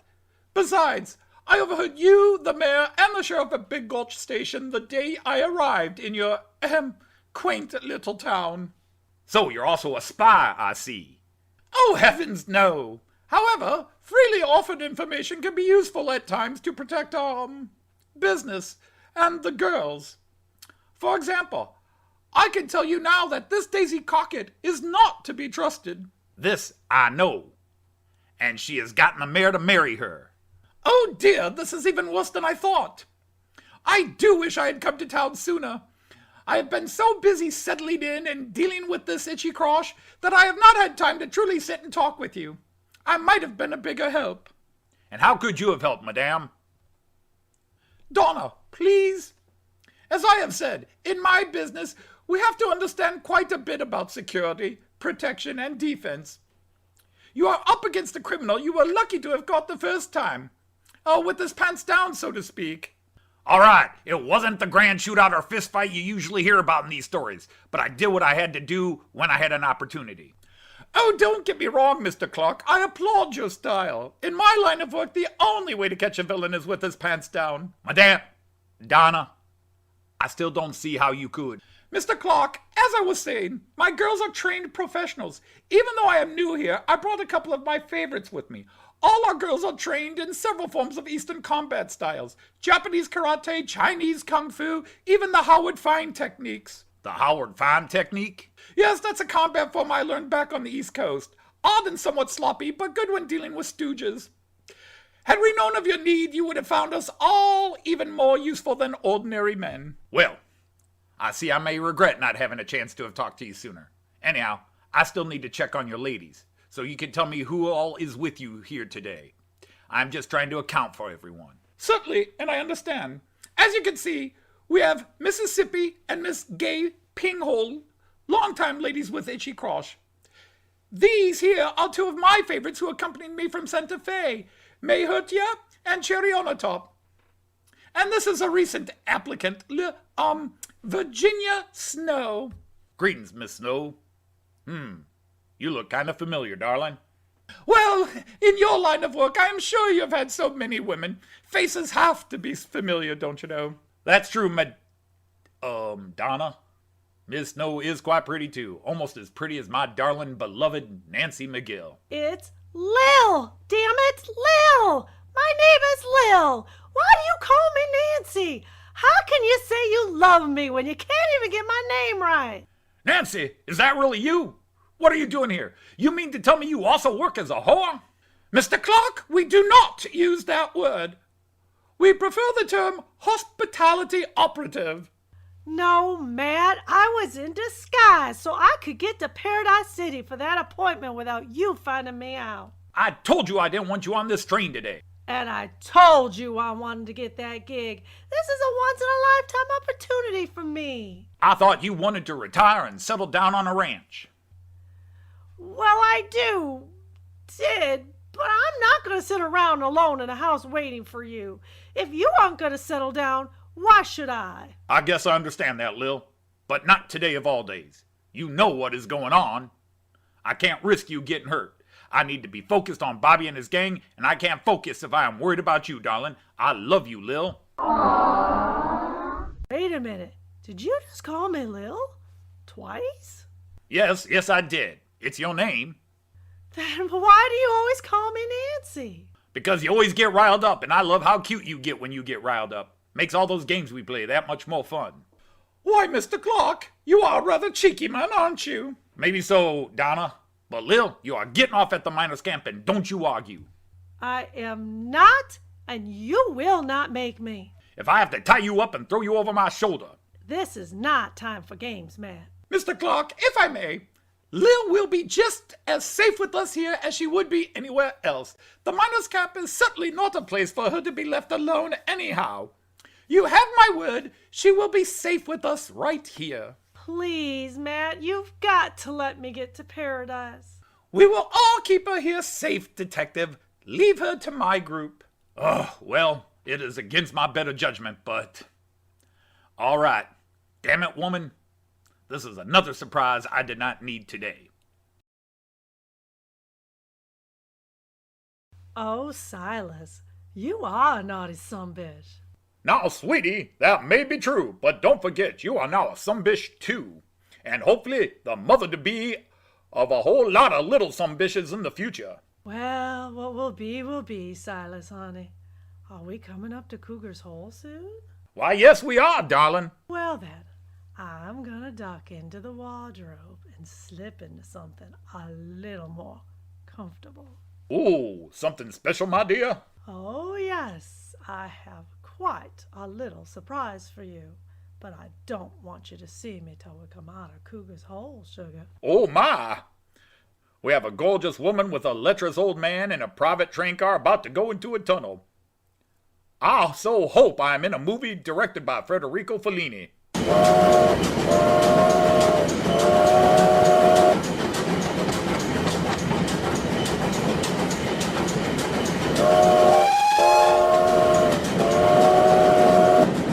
Well, we are coming out of the Cougar's Hole, my darling. I can't wait for my surprise. Oh, and I can't wait for you to see. Surprise, darling. Ooh, cowgirl outfit. I like the toy guns, too. They're not toys. They are real. Daisy, when I said show me your 38s, this is not what I meant, sweetie. My name is not Daisy, Silas, and I am not your sweetie. We are not even married. What? It was a setup to get you on this train today. But darling, the last week or more, you and I... A week of filth that I will find hard to wash away, but worth it to see you squirm and die once Bobby finishes you off. Bobby? Bobby the Kid? But Daisy, what do you have to do with him? I told you, my name is not Daisy. My real name is Little Beaver. I could never have guessed. Quiet, I am Little Beaver, one of the few survivors of my village, which is raided by a group of drunken soldiers, led by one Major Silas D. Sumbish. My father was chief hand on heart. He came to a treaty, and you ambushed him. Now that just is not what happened. We never... You just hush now, or I will say Bobby the pleasure of killing you. You just sit there quietly until Bobby gets here. Oh, shucks.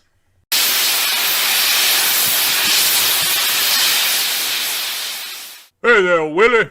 Where's Diesel Dan today? I thought he was scheduled to drive the Black Mamba. He took ill. We have another Dan filling in. This here is Dan D from England. He's working with me today. Oh, okay then.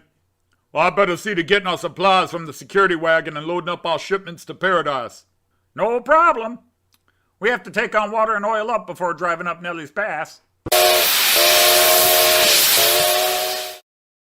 We've stopped. We must be at the miners' camp. Indeed.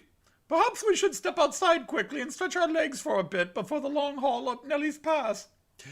Even on the Black Mamba, the Cougar's Hole is a wide stretch. I also need to use the little girl's room.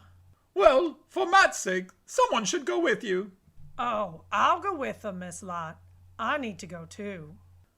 Okay then, but be quick. I have a feeling things are going to be difficult up Nellie's Pass. Hurry up! We need to get on board! I'm coming, Bobby. It's Roberta! Call me Roberta! Your Grandpa Will, and I am Roberta! Sorry, Bob. I mean, Roberta? And be careful with those bags, too! Hey, did you get us seats in first class, Roberta? I would love to sit in first class once. The seats are nicer. Now why would I pay extra money for seats? I'm going to blow up, you bison biscuit! I'm sorry, Bobby. Oh, hey! Stop! It's Roberta! My name is Roberta, you metal muffin! I say there, little girl. That is no way to treat your elder. Butt out! This is my grandfather, and I will treat him any way I want! It's okay, ma'am. She doesn't mean anything. She's a good kid, really. Who are you, sir? I am Will. Will Bambina. And this is my little granddaughter, Roberta. She's been visiting me, but now I have to take her back to Paradise City to her folks. Yeah, so mind your own business, you old hag! Well, perhaps I will show your grandfather what he needs to do. Come here, little lady. Ow! Ow! Hey! Ow! You will talk Ow! and treat people, all people, especially your elders, Ow! with respect. Hey! I do not believe in corporal punishment without profit, but I will make an exception in your case. Hey! Now, apologize to your grandfather and behave yourself. I will do it again. Do it! Do it! Now, young lady! I'm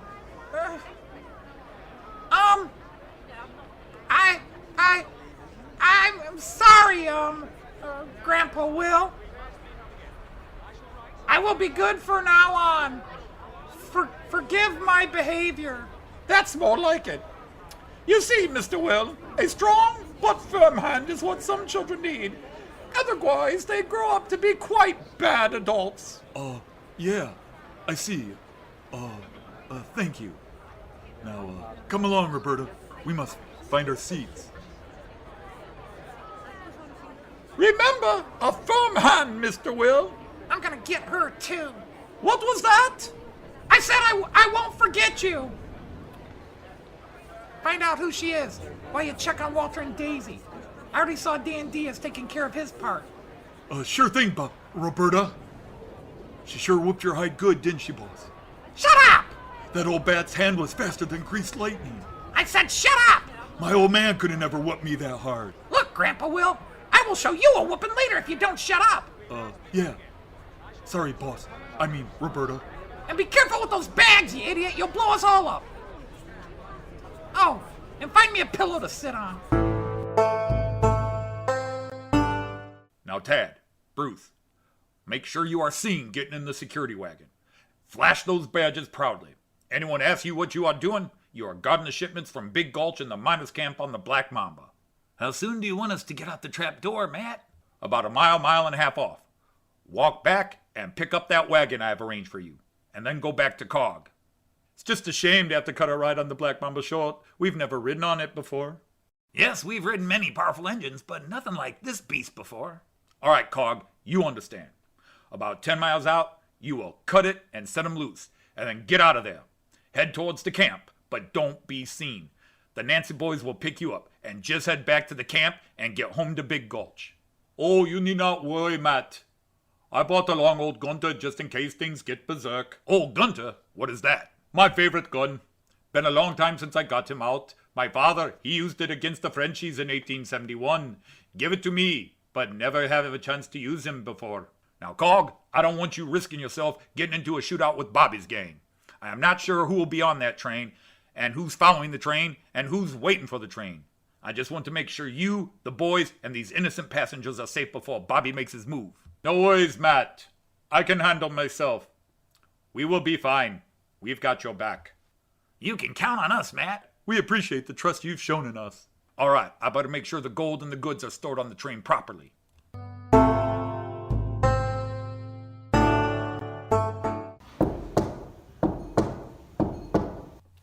Is that you, Walter? Yes, little beaver.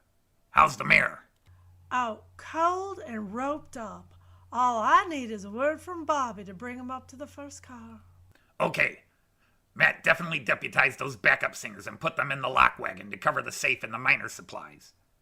Bobby said Clark would try to get unknowns, but these two fools are out there brandishing their badges and talking about being security. He also has Cog with the Ishy Crosh on board as some muscle, but I'm not sure what his part is.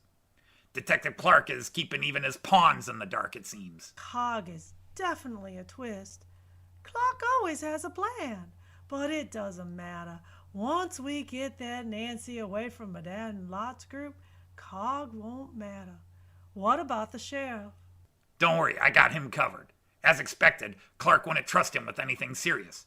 He is sitting in front of the latrine wagon guarding the stalls.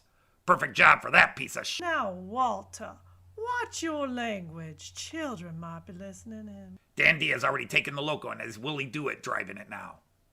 We just need Bobby to give the sign and make our moves. Annie has her dynamite ready to blow up the Mambo when it gets up Nellie's pass. Seems like a lot of effort. He could have just had Dan D bring the dynamite up to the Mamba and blown the loco anytime. No, silly.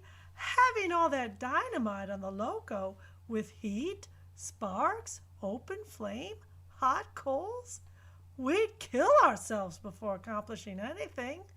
Bobby knows what he's doing. Well, Bobby should be on, so I better get to the sheriff. Good luck. Honey, I am all luck.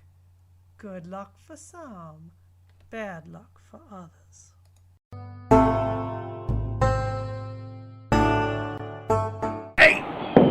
Hey, Matt! Hold up, Matt! Sheriff, I have to check up on Diesel Dan. He hasn't checked in yet. Well, you wanted me to mention anything suspicious, and well, there's something suspicious. What's that, Sheriff? Make it quick. I have to get to the front of the train. Some of those miners loaded a bunch of boxes into the latrine car, blocking off most of the stalls. Do you know what that is all about? Oh, yeah. It's a bunch of scrap metal and some bones they found, which they're sending to some professor in Amarillo, and some other worthless stuff. They had a big load in the lock car, so I told them they could put it in the back half of the latrine car. It'll be fine there. Anything else? Nope. Not many people got on. I did see the ugliest little girl and her grandpa get on. Nothing too unusual. But I'm still very nervous, Matt. Yeah, I know. Just keep those windows open. I've had too many surprises so far, and have not been able to get a sense of Bobby yet. I thought for sure he might try to get on the train here at the camp. Maybe he is going to jump the train before we drive up Nellie's Pass. It could be, Matt. Anything else I need to know or do? Nope, Sheriff. Just keep your ears and your eyes open. And maybe your nose closed. I've already ordered the lock car to the back of the train and the first class in front of it. Just the cattle cars behind the tender now. Then this second class car, then the latrine car. Well, I bet a lot of railroad purists are not going to be happy with that arrangement. It's my train today, and I can do what I want. Oh, damn. We're already moving now, and I didn't see Dan. I need to get up there somehow.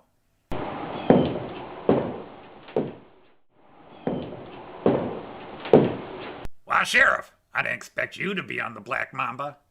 I thought you were scared of big trains and traveling. Oh, hello, Walter.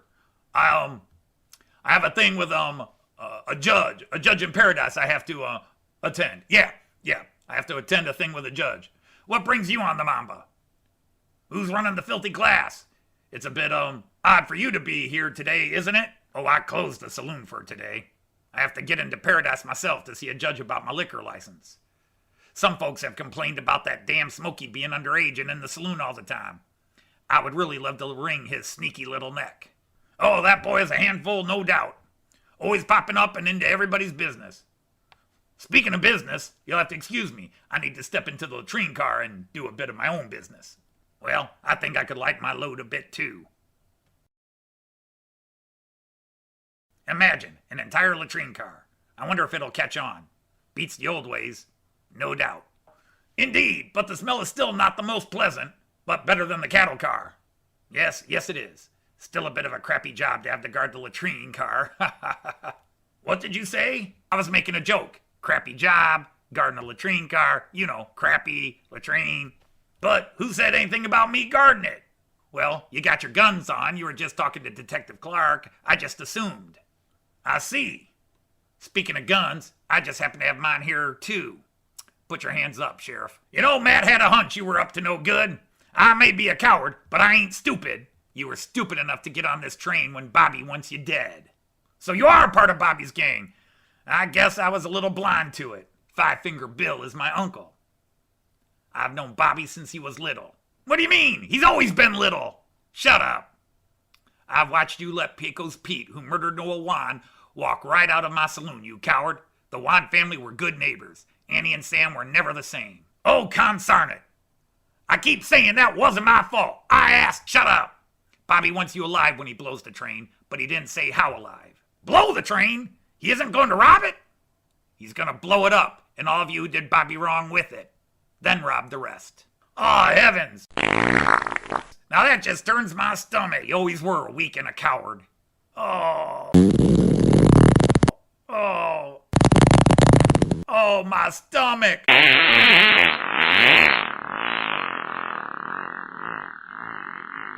Oh, God. What the? My eyes, they're stinging. Oh, my God.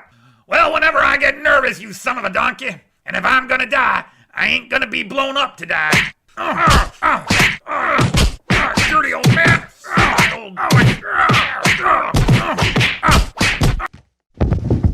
Stay down, old man. I never pictured you much of a fighter, but you certainly are out of practice. I guess I will use your hog irons and lock you up here until Bobby's ready for it.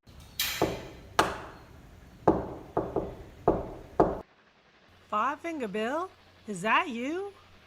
Yeah, little beaver. It's me. Bobby sent me. So what's going on? I'm tired of listening to the slob snore and mutter in his sleep. Well, D&D and Willie have the engine now. Walter has the sheriff out of commission. I just don't know how we're going to get Matt's girl. Plus, Bobby has me on another mission. Matt's girl's covered by another friend of ours. What else does Bobby want you to do?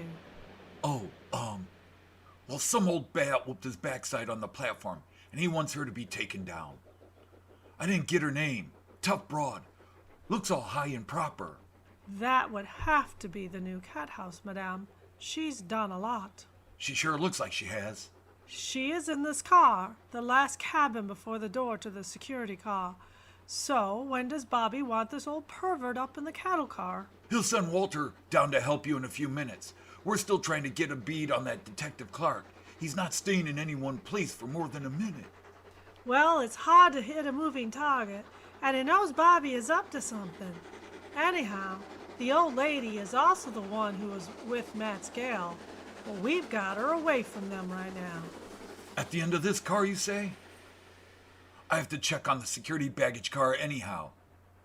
I don't like adding to the plan at this last minute, but I better see what I can do.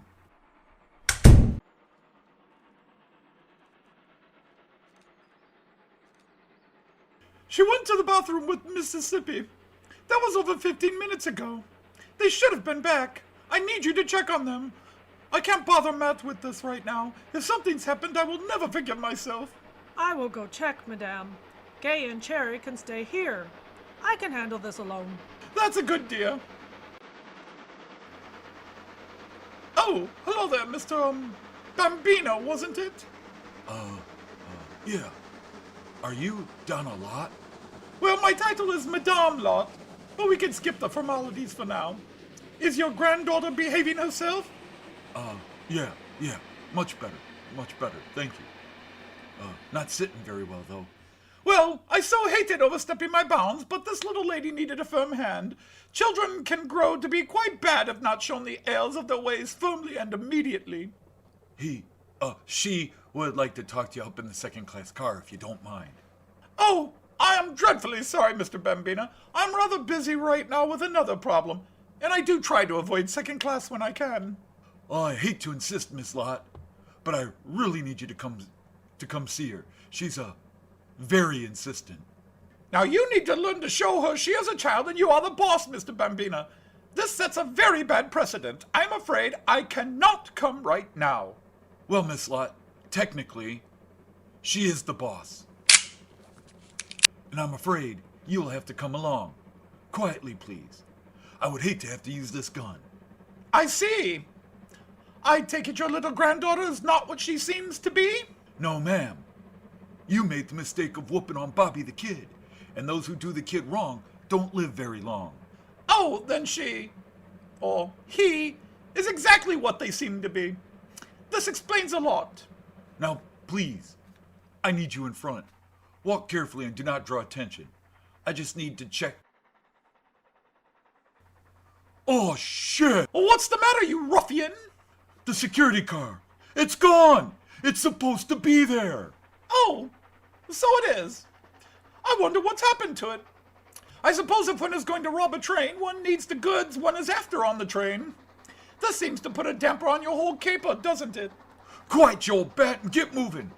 Bobby needs to know about this now!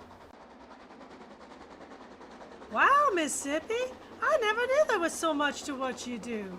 So you were a teacher in real life before going into the cat house business? Oh yes, I went to college and everything. I taught for a few years in school back east. So I changed to working in the cat house. Oh, I make a lot more money this way, and I get more respect. Hey, here you are. Madame Lott's been worried. You need to get back to the cabin. Madame is worried some strange things are about to happen. All right, May. You can tell Madame Lott that we will be there shortly. I just need to wash my hands and take care of something real quick. All right, but don't take too much longer. You know how upset she gets. Indeed I do, May. Run along, dear. We'll be right behind. So you left teaching for more money? Being my own boss? And the boss of others? I like being in charge, but the money is definitely better. I go where the money is. Oh, I see. I have never been too much about the money. Money can't buy happiness, they say. No, but it can buy the things that make you happy. And when I'm offered money, well, I am willing to do business. I guess that does fit into your new profession. So when Bobby the Kid offered me the money to bring you in to help take Matt Clark down, you what? Bobby the Kid? Now be quiet, Nancy, and get moving to the cattle car. It's Lil, damn it! Shut up. All right, Cog. The boys detached the security car. I'm going up to the engine because I still have not heard from Diesel Dan, and I'm worried. You want me to come and go along with you, Matthew? You sound like you may need help. No. I see Bobby is making his moves. I just wish I knew where he was. He was always slippery, but he is also very hands-on. I really thought he would get on at the camp or right after. Well, me and the boys didn't see anything, and we keep our eyes out. Even Madame Lott has her girls watching. That woman always seems to know what is going on. Yes, she does. She is quite unique. There are so many new variables. I feel I missed something. Now, I know you a few years now, Matt. You trust your instincts. I think you need me to go with you up there. No, I have missed something, which means the moves are coming fast. I am not taking chances. You get those passengers out of that first second-class car and get those cars separated now, then hightail it back to the boys. Okay, Matt. I can do this. You best be careful yourself, Matt. Bobby, I got the dame here like you asked. That's Madame to you, sir. Just sit down and be quiet. We don't need a scene with so many onlookers right now. But Bobby, we got a problem. The security car is not at the end of the train. What? I don't need any more problems. Somebody must have released the couplings on the security car. It's not at the end of the train. Damn it, I just know that's what Matt Clark did. Betty thinks if he releases the car, we will have to go all the way back and get it. What he didn't know is that that's what we were gonna do. All he did was add some miles to how far we'd have to go to get it. It's a pain, but not a big deal. So, you are the infamous Bobby the Kid. Yeah, and you made a mistake back there, you old hag. Yes, I did make a mistake. Had I known it was you, I would have taken out my belt. How is your little bottom? Shut up, you old bat. What happens to you can be a lot worse if you keep talking. Well, as you intend on blowing up the train and everyone on it, I doubt you could do worse. Try me, Buttercup. Oh, Mr. Kid, I have dealt with little men before. Don't call me little. Well, I am sorry to be short with you, but you are small potatoes to me. Shut up, you dame. I see you are also short on patience. Bill, Get her up in the cattle car with the others. Gag her. All right, now what can I do to help, mate? Nothing. Just let me cut the speed back. The path starts to narrow, and it goes up sharply here. It's that rough, is it? Going uphill is tough. Going through a pass is rough. Going up Nellie's Pass requires a lot of preparation and being slow and steady. You can't push it too hard or fast up Nellie's Pass. Willie, where's Diesel Dan? He should be up here. Oh! Hello, Matt. Didn't expect you up here. Diesel Dan went to the latrine car. Now, I've been by the latrine car, Willie, and I haven't seen him. He was supposed to check in with me. Well, mate, that's what he said. He said he would be back shortly. Dan D, you might want to step away from that big pipe wrench you are eyeing. Willie, are you okay? Yeah. Why do you ask? Because Mr. Dan D here is working with a crew of outlaws robbing trains. Now, why do you think that, mate? Well, I am a railroad detective, Dan D, and you haven't been too careful. I can smell plots and criminals a mile away. So, you think I'm working with this Bobby the Kid? Well, yes, I did think. But now you've just confirmed it for me. I did? How so? I never mentioned with whom I thought you were working, and yet you mentioned him. And you knew he was little. For someone who claims to be new to the country, that is not a name you would have picked up easily, nor would you have picked up his height. Nobody likes to mention his name or height. So where is he? Oh, thank you, Matt. He's been holding me at gunpoint, forcing me to run the train until we got to the point where Bobby will hijack it. Mate, I have no idea what you're talking about. I just heard the name at a saloon, that's all. And yet you just happened to show up, talk yourself onto the train on a day Bobby is planning his move. It adds up to you being a hired gun for him. Again, where is he? And keep those hands up. Oh, thank you again, Matt. I'm much obliged to you. Now, I'm as innocent as a young child. Wait a minute. Innocent as a young child? Sheriff Downe said something about an ugly child getting on board. What's a child doing at a miners' camp? Damn it, that's gotta be him. All right, Dan D, you walk in front and take me to Diesel Dan. I still say you're making a mistake, Mr. Clark. Hey, detective, I think you have forgotten something. What's that, Willie? That I'm in on it, too. Nice move, Willie. Now, can you handle the locomotive alone here while I get him and Diesel Dan into the cattle car? Yeah, no problem, Dandy. You just tell Bobby I better get a good cut of the profits, or I will stop this train short if he thinks he's gonna two-time me. Oh, man, what happened? My head feels worse than that time Rusty Twanger talked me into chewing loco weed after his show in Tijuana a few years ago. Just relax, Mr. Clark. Bobby will be in here presently. So, Willie was in on it too. Damn, I should have seen it. Well, never trust a man with egg on his face. And there's plenty on yours now, I'll bet. Now, what'd you do with Diesel Dan? He's over there, under that blanket, guarded by those cows. Hey, Diesel Dan. Are you alright? Wake up, Diesel. Are you okay? Are you okay, Dan? Matt? Is that you, Matt? Matt Clark? Oh, Matt. That English fellow, he's part of Bobby's gang. And Willie was too. I'm sorry, Matt. I got distracted and they got me while I was driving through the Cougar's Hole. They even got some of Uncle B's cows here helping them in the cattle car. So they are. I was busy running back and forth, but darn, I should have recognized them. Damn it, I've made too many mistakes today. Yes, mate. Bobby took no chances. He is an impressive criminal, I must say. He really wants those who get to know him to become admirers or his enemies. Now, just sit there and relax. All right, Madame Lott. Just keep quiet and move forward. No point in doing anything stupid. I should wring your filthy neck for even suggesting I could do anything stupid, Mr. Will. My name is Bill. Five-Finger Bill, they call me. Perhaps you have heard of me? Oh, I suppose I have heard the name mentioned by some men in my various businesses. So, why do they call you Five-Finger Bill? Because I have 5 fingers on my shooting hand. Well, doesn't everybody? It's a rather stupid name, wouldn't you say? Not when everyone else in your family has 6. Oh, I see. I take it your family tree doesn't have many branches, does it? You there, Madame Lott. Where be you a-going? Here, in second class? Careful, Madame Lott. Oh, hello, Cog. This gentleman here needed help. Not a lot of experience. Needed a woman to show him what to do. Oh, like the sheriff, eh?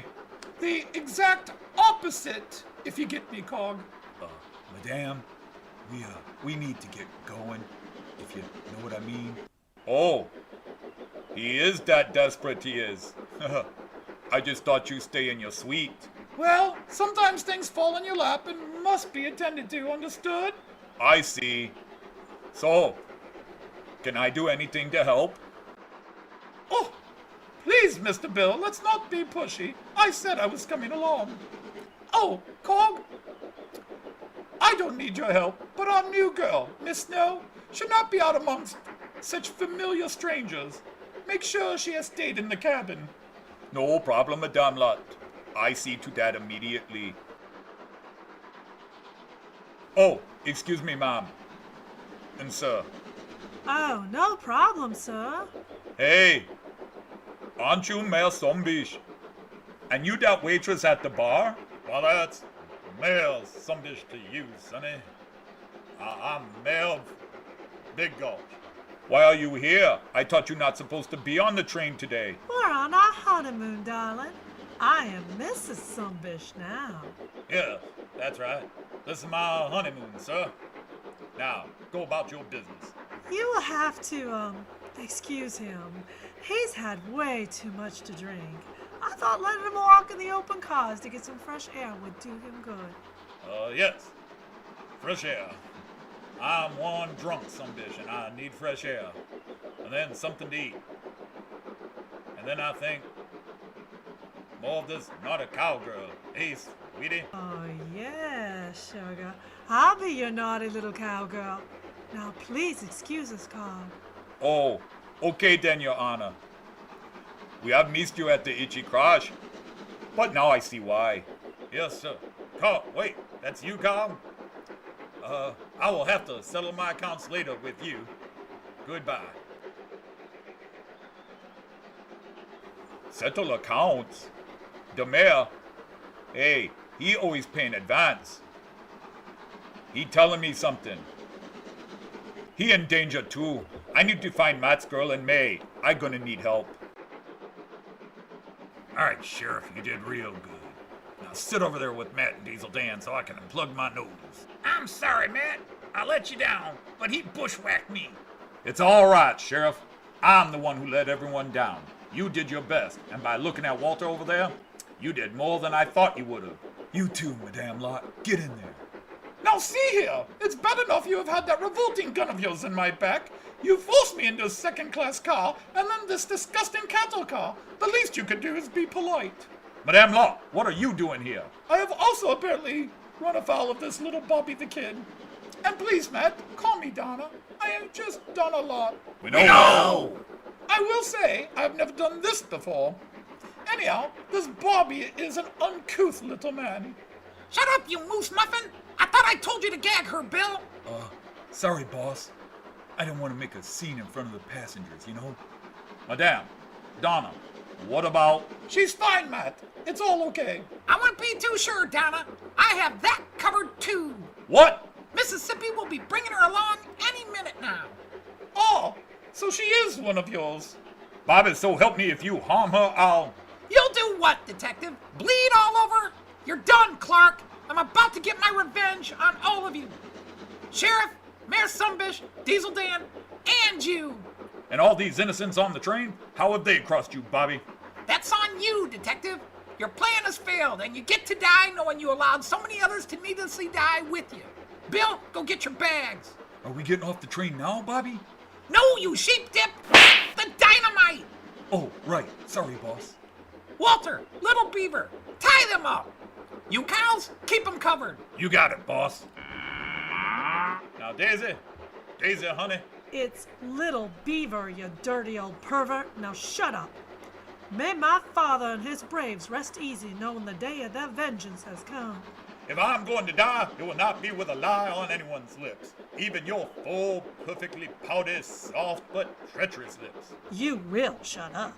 We did not ambush your father and his braves. We came in peace. We came to sign that treaty and to celebrate. And celebrate we did. We smoked the peace pipe, we signed the treaty. And then we smoked the peace pipe again. And then we got hungry. After we ate and smoked the peace pipe, your father, Chief Hand on Heart, challenged us to a friendly shooting match. We set up targets, they took out their bows, we took out our guns, and we started shooting. Everything was going fine until the chief's brother, your own uncle, Isaac Cross, decided to take his turn. He asked to use my pistol, and not wishing to be rude, I let him. You gave my uncle a gun? We don't even give him a bow. We put him out in front of our huns, hoping he'll piss us off a buffalo. Well, by the time that peace pipe wore off and we woke up, 5 braves and your father lie dead. The women and the young came out, and Isaac Cross pointed to us and said that we had set up an ambush. I tried to explain, but your people would not listen. You lie. You murdered my people. Now, I am a Sumbish, and we Sumbishes do not lie. Are there crazy Sumbishes? Yes. Two-timing Sumbishes? Sure. No good Sumbishes? Indeed. But not one lying Sumbish ever. All right, shut up. It doesn't matter. You're about to be one dead Sumbish, Mayor. Bill, put half the dynamite in here. Now, where's Sue Sippy? She should have been here by now. Keep moving forward. We'll be in the cattle car soon, Nancy, and then you can die with your dear Matt clock. It's Lil, you idiot! Miss Snow, what are you doing here? Madame Lott, she told me you not supposed to be out of the cabin. Why she here, Mississippi? Because she is not Virginia Snow, but Matt Clark's girlfriend, and I am taking her to Bobby the Kid.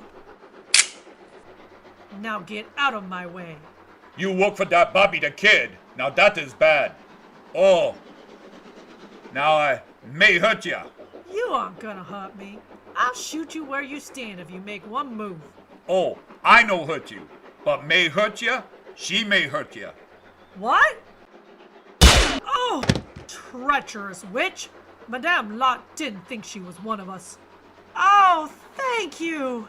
Thank you. But we have to save Matt. Mississippi said they were up in the cattle car and they were gonna blow up the whole train. Yeah, this I know. I am to take care of that. But we must get these passengers out of the front cars, and I must disconnect it. If you Matt's girl, he will be happier knowing you are safe. You get these passengers back to the first class car. May and I go up to the front car and do what we can. All right, ladies and gentlemen, I must ask you all, please come to the rear of the train for your own safety. Please leave your things and walk carefully to the first class car.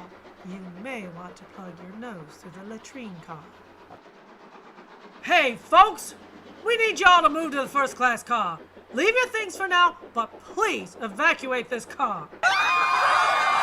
Hey, what's all that racket back there? Bill, see what's going on. Boss, the passengers are all running to the back of the train. Now, why would they be doing that? Matt, he somehow warned them. Look, it's Gog and one of Madame Lott's women in there. Where's Mississippi and Matt's girl? Well, I assume Mississippi has been dealt with, and the girl is now quite safe. Bobby, it looks like that big dude and that big woman are trying to separate the cars. Well, go stop them, you metal muffins. Walter, shoot them. It's time for a killer in the home. Dolly ho! Hey, May, they shooting at us. Not fair. And I don't even have old Gunter here. Well, I have Mississippi's gun. I will keep you covered. Can you do it alone? I have no choice. I make it work. Hey, Bobby, they're shooting back. You think? Ugh! Oh, they got me. No, Walter, no! Uncle Bill, before I die, promise me just one thing. Anything, dear nephew, anything. Make sure you collect all the outstanding tabs at the saloon. Walter's down. I know his name, Goose Poop. No, I mean they shot him. I got one of them caught, but I only have one bullet left. I almost got it, May. Dale! Boss, they disconnected the cars. We're on our own. Oh well, we can go back and get them later on our way to the security car. Gotta focus. Big picture. At least Matt Clark and his crew are still gonna die. But we were supposed to be on the baggage car. How are we gonna escape now? We're just gonna have to hop off here. The train is slow enough now. Once Annie blows the train, she will pass by here with the wagon and our horses. The plan has not changed. Bill, go tell Willie to set it up and jump off. Daisy, Dan D, out the back with me. Let's go! Geronimo! Well, Matt, it looks like we're headed for the last roundup, my old friend. I'm at a loss for words. I just hope Lil will be okay. You mean Nancy, don't you? It's Lil, damn it. Oh, I don't want to die. Sheriff, no need to try to kill us first. Damn. I just can't believe that Daisy suckered me in. I am one dumb Sumbish. This is no way for any Sumbish to die. Well, when you've got to go, you've got to go.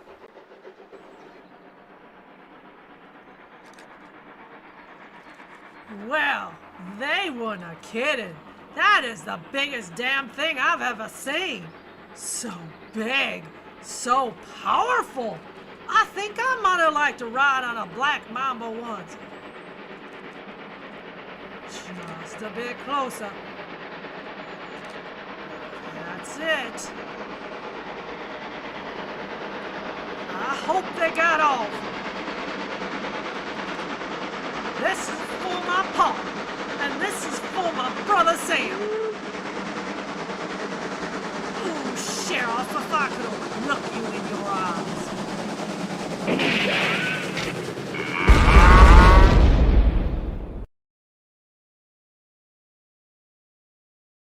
Whoa! That was the biggest explosion I've ever seen or heard, Bobby. Oi, feed me to the lions. That was impressive. So, big tough man with the big tough plan. What next? We wait for Annie. She should be along here in a bit. Then we ride the wagon to the security car and get the safe and all the minor stuff. We'll be rich beyond belief. Bobby Sugar, the lawmen aren't gonna forget this one. They'll be after you forever. With the money from this haul, we can go anywhere in the world. I hear Argentina is a good place for folks like me. I know how to disappear. Just give me my cut and I'm gone. We need to get there before we talk cuts. So, let's head up the tracks now. I just wish I could have seen that look on Matt Clark's face one last time. I almost feel bad for that Sumbish. He had some likable qualities. Now you hush, little beaver. He got what he deserved. They all got what they deserved.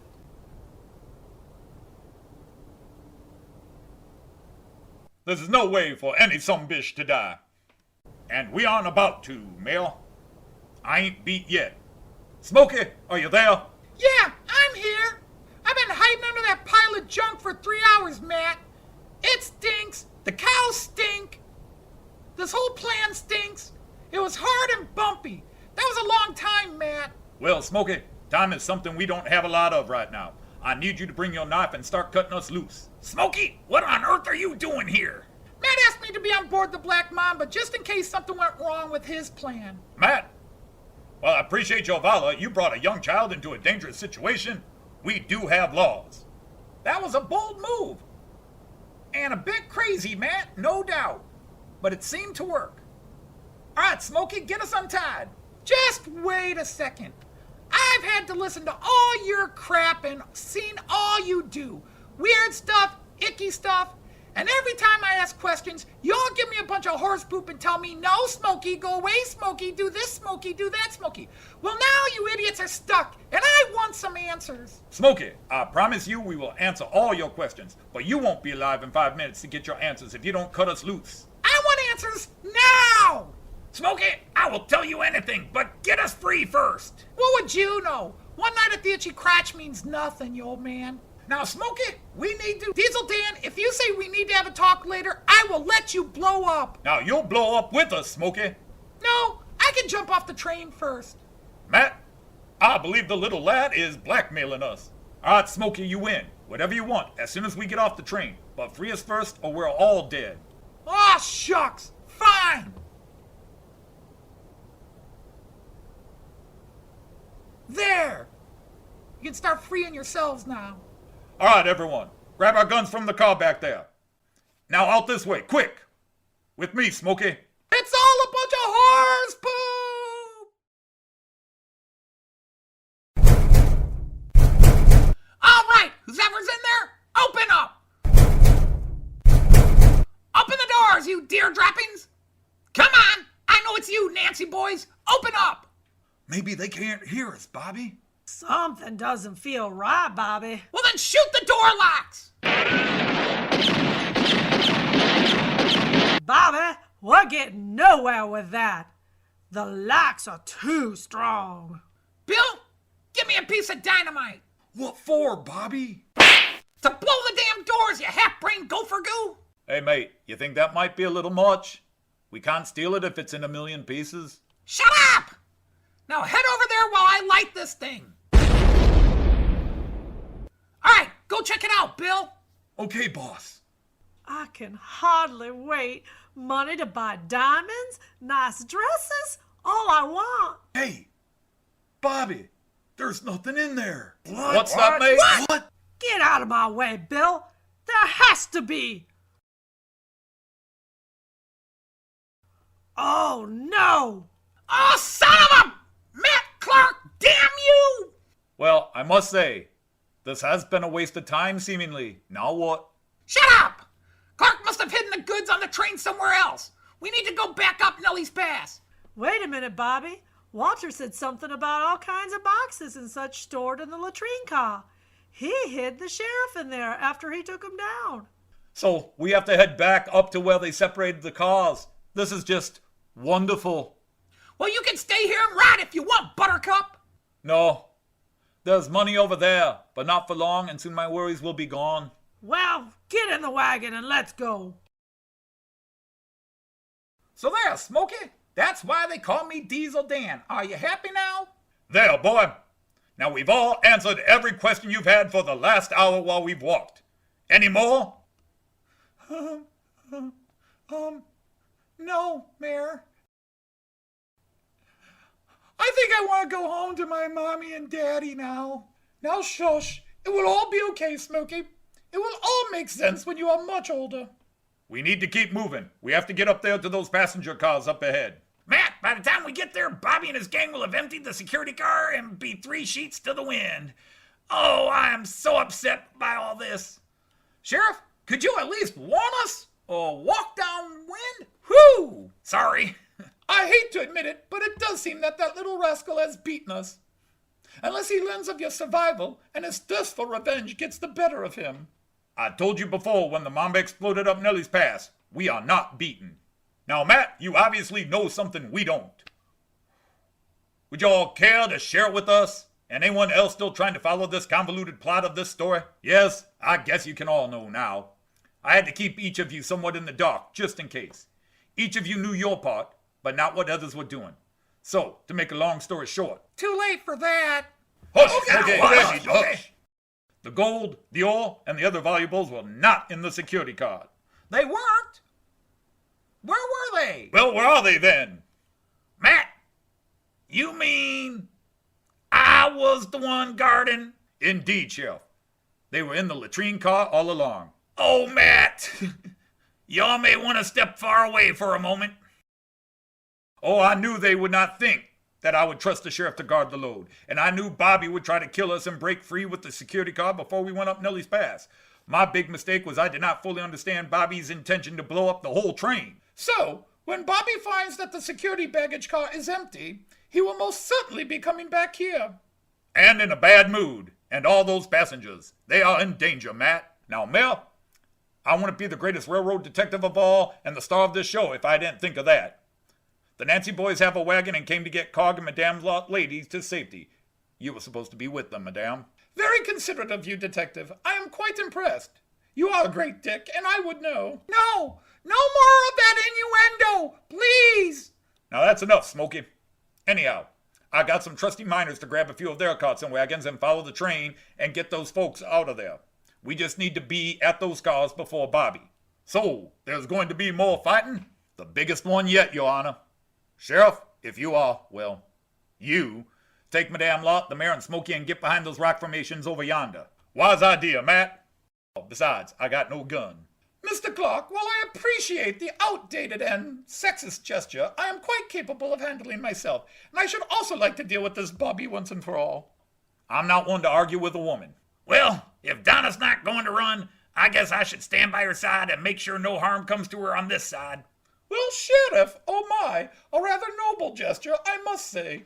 Why, Matt, I do believe this is an imposter sheriff. Who are you and what did you do with the real Sheriff Downe? Mayor, you don't have a weapon. Take Smokey and get over cover in those rocks back there, as I said, when we get to the cars. Bless me, Father, for I have sinned. It has been 2 years since my last confession, and boy, do I have a lot to confess. There's the cars up ahead, Bobby. I can see them, you piece of prairie pudding! You, Willie and Dan D, fan out and check ahead. Annie, get your rifle and keep them covered. Where are all the passengers, Bobby? If they walked back down the rails, we would have passed them. Now that's a good question, Annie. Hey, you morons! Any sign of the passengers? No, mate. No sign of anyone. But let's be careful, eh? I don't want this to be the day I met God. Nothing over here my way either. What about you, Willie? I don't see or hear anything. Now look, I'm not a gunfighter. What are we expecting? I'm not expecting anything, Willie, but I don't like surprises. Is anyone up there? No, boss. She's behind you. No, you moron! Are there people? And I mean besides you, Dan and Willie, on the train? No, mate, the coast is clear. Let's get to the goods and start unloading. Okay, pull the wagon up there, Annie.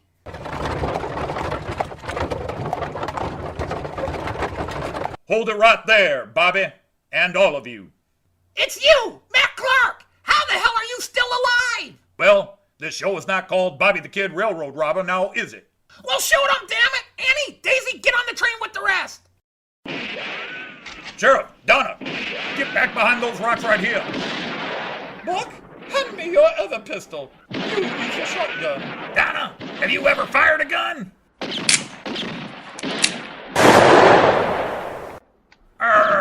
I'm hit.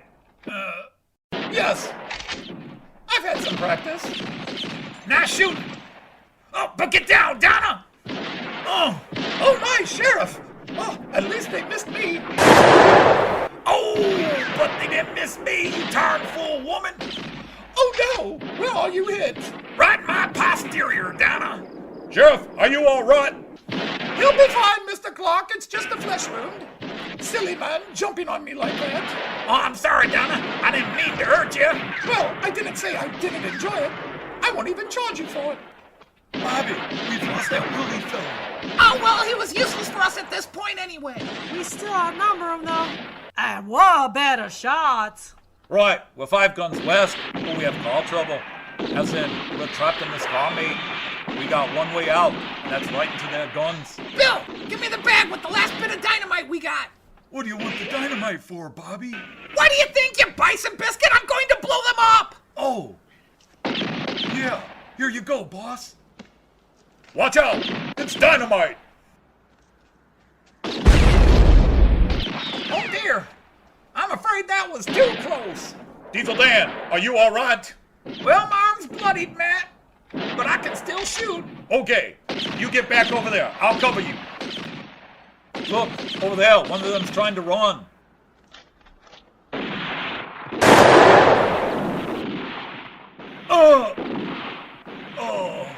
I think 9 plan failed. My 15 minutes is up. Bobby, Clark just took out that English fella. I am going to kill him once and for all. Take this, detective. It's getting closer.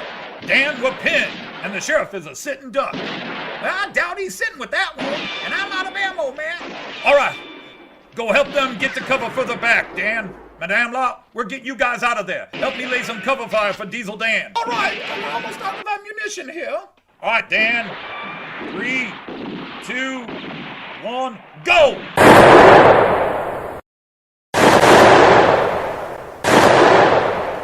Bobby, sugar, They are pulling back out of your throwing range with the dynamite. Bill, you're gonna have to throw the next stick. I can't throw it that far. Okay, Bobby. Keep me covered while I get over there. Matt, look out! That big guy's throwing. I see it. Oh, my hand. Hey, you idiot! Throw it at them! But he shot my hand, Bobby. I can shoot with the other hand, but I can't throw. I'll throw it, Bobby, but you three need to keep me covered.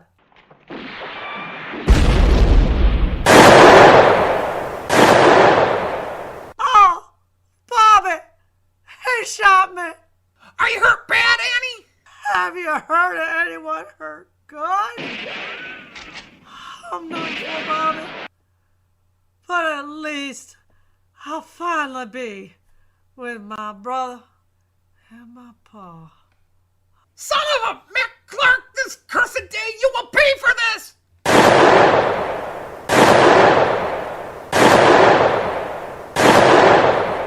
Bobby, listen. What now, you idiot? No, they're not shooting back. They must be out of ammo. Daisy, keep us covered. Come on, Bill. Oh.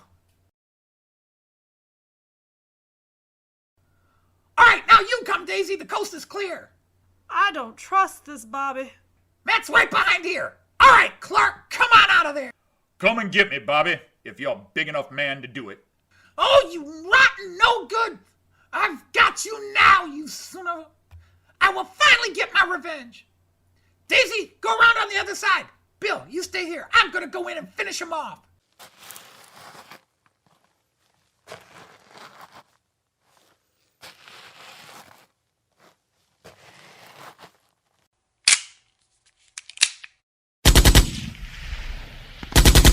What the hell is that? It's that crazy guy who cut the cars loose, Bobby.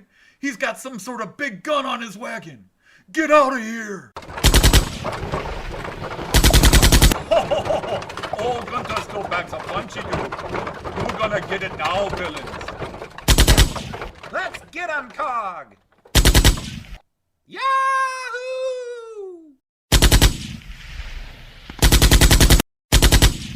Get under cover, Bill! Over here! Oh, Bobby, I've lost my gun. Quick! Let's get to the horses, Bill! Let's get out of here! Back around behind the car! It'll keep us out of the aim of that damn gun! Come on, Cog. They went around the car. On my way, Matt. But Bobby, how are we gonna steal the stuff now? Oh my God, we're not going to, you Puma Patty! Oh, we blew up the Mamba, but we need to get out of here now! Hurry up and get my horse, you moron! Now let's go! You know, Bobby, I think I'm getting tired of you hitting me. Oh, shut up, you doggy dung, and let's move!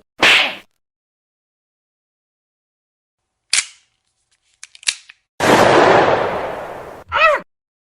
Oh! That's 13. I guess folks will have to call me Four-Finger Bill now. Hey, Matt. That one, he is getting away. You're not gonna catch him in that, Cog. We'll try to form a posse and get after him back at the miners' camp. Matt, I got that Daisy here. She's the only one left alive. Matt! I say, Matt! Are you okay? Is it over? Yes, it's over for now, and I am fine. How are you, Sheriff and Ms. Lott? I took a bullet, Matt, but Donna says I'm gonna be fine. Oh, yes, I've already done what I could. Trust me, I've seen much worse done to a bottom, and I will take care of you until you are ready to go back to sheriffing. Well, I might be thinking of laying down my badge in the near future. I'm starting to get old, and I'm not the man for this job, in honesty. Maybe there is someone looking to put roots down a big gulch who would want the job. Why, the town wouldn't be the same without you, Sheriff. I can't imagine it. Perhaps maybe you should just take some time off and think about it first. And as for this prisoner here... I'm not afraid of the news. It was the risk I took when I joined up with Bobby. My desire for vengeance led me to do something beyond what I wanted. Darling, I told you. I am a Sumbish, and I do not lie. We did not ambush your people. I'm truly sorry for what happened that day all those years ago and what it may have done to you. But I really did love you, darling. And now... Well, Silas, to be fair, I did enjoy your company, despite what I said back in the car. It's off to Amarillo with her now. Hold on, Diesel Dan. Lock her up in the jail in Big Gulch. Your Honor? Is that wise? Do you really think? Now, I'm still mayor and judge. And since you are deputized, I order you to do what I tell you. Matt? Matt? Oh, Matt, are you okay? Why, Lil Honey, what are you doing here? I came with Cog. Cog? Cog? Why did you let her come with you? And you have tried to tell this woman no, yes? Point made, Cog. And yes, sweetheart, I am okay. I'm just sorry. I missed so many clues. Now the Black Mamba has been blown up on my watch, and you won't get that job in paradise. There was no job. It was a fake message from Bobby to draw her out to get to you. Oh, and like a fool, I fell for it. Oh, well. Hear that, boys? We're back at the Filthy Glass in Big Gulch. Oh, that's fine, Nancy. It's a good place to work. I don't mind. Well, I would call this a happy ending, yet we still have a long way to go. And evening will be here soon. Miners, they be coming. After they saved the passengers, they were gonna come back for us all. And what about you, Matt? What are you gonna do now? Well, I think a long stay in Big Gulch may be in order. I need a rest. Besides, our position in the sheriff's office may be opening up. May be time to retire and settle down. Oh, Matt, do you mean? Yes. Yes, I do. What do you say, Lil? Oh, Matt! Call me Nancy. Ew, get a room. That's gross. Now, Smokey? Ah, shucks. Well, perhaps young Smokey has changed his ways after all. It's all a bunch of horse poop.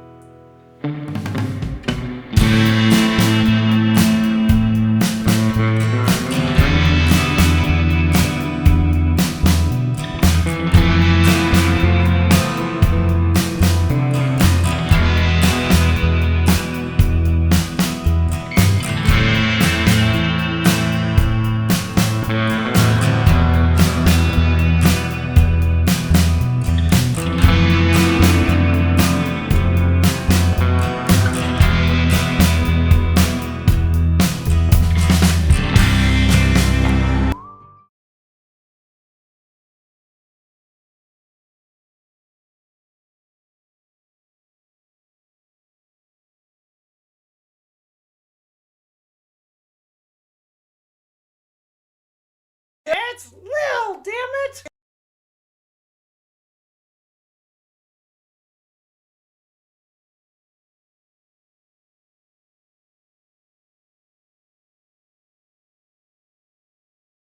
Howdy, y'all.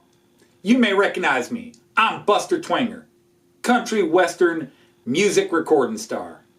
And K-Tail Records has given me an opportunity of a lifetime to present to you the Rusty Twanger Cattle Trail Mix. Yes, for the first time ever for the public. The recordings of my great-grandfather, the one and only cowpoke crooner himself, Rusty Twanger, can be presented to you in this one-time only collection presented by K-Tail Records and the Twanger Family Foundation. Never before have these songs been heard by anyone outside the family. And this is because, until modern technology allowed it, these recordings were only on wax recordings made by Thomas Edison himself. You see, most people don't know this, but Thomas Edison invented the gramophone just so he could record my great-grandfather's songs. That's how much of a fan he was. But they've been on those old wax recordings until modern technology has been able to clean them up. So here for you all, this amazing collection of over 30 songs written and sung by my great-grandfather, Rusty Twanger. You get such songs like Smells Like Cow Patty. Well, the cattle are all restless, but the smell here leaves me breathless. Or his inimitable Cattleman. Have I lost my mind, driving cattle day and night? Get along, doggy, 'cause my butt is hurting me. His own Dusty Hayes.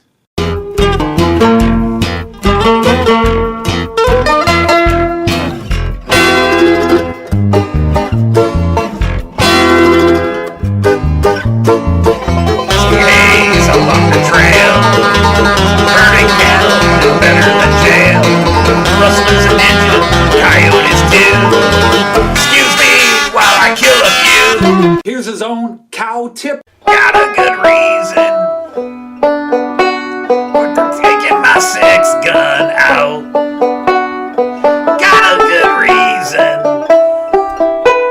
for taking my six gun out. It was a cow tipper. Lousy school kids, yeah. It took me so long to find out, but I found out. His haunting Trailway to Heaven. There's a cowpoke ashore that this drive will bring gold, and he's driving a trailway to heaven. The playful Big Butts. Oh, I like big butts and I cannot lie. You and the brothers there just can't deny that when a girl walks in with an itty bitty waist, stand around thing put into your face. His epic 20-minute long Streets of Davida. Out in a Gata Davida, my honey, don't you know that I love you? In a Gata Davida, oh darling, don't you know that I'll always be true? Or how about his classic, deeply personal Cocaine? When the cattle just sting, you start to think cocaine. I'm on a cow drive to hell. On a cow drive to hell. A cow drive to hell. I'm on a cow drive to hell. And even his one and only love song, I Won't Steer You Wrong. Along the dusty trail, my love will never fail. So get along, doggy, get along, 'cause I won't steer you wrong. No, no, no, no. And for this limited time offer, we even have found recordings made by Thomas Edison of my great-grandfather in duet with the one and only Western songbird, Lil McGill. Why don't we do it in the road? Why don't we do it in the road? Why don't we do it in the road? Why don't we do it in the road? No one will be watching us. Why don't we do it in the road? So there it is, ladies and gents. My great-grandfather, the founder of cowboy music, the driving force of so many musical styles today, presented here in this one and only limited collection. So again, let me present to you the Twanger Family Trust and K-Tail Records collection of my great-grandfather's songs, the Rusty Twanger Cattle Trail Mix. Only available for a limited time. Order yours today. Thank you. To get your one-of-a-kind limited edition copy of Rusty Twangers Cattle Trail Mix, please leave $20 in your name and address in an unmarked envelope in the Radio City Music Hall, 3rd bathroom, 3rd stall on the left, 2nd floor. Mister, you can drop my cows. Hit the dusty tree right now. Mister, you can drop my cows.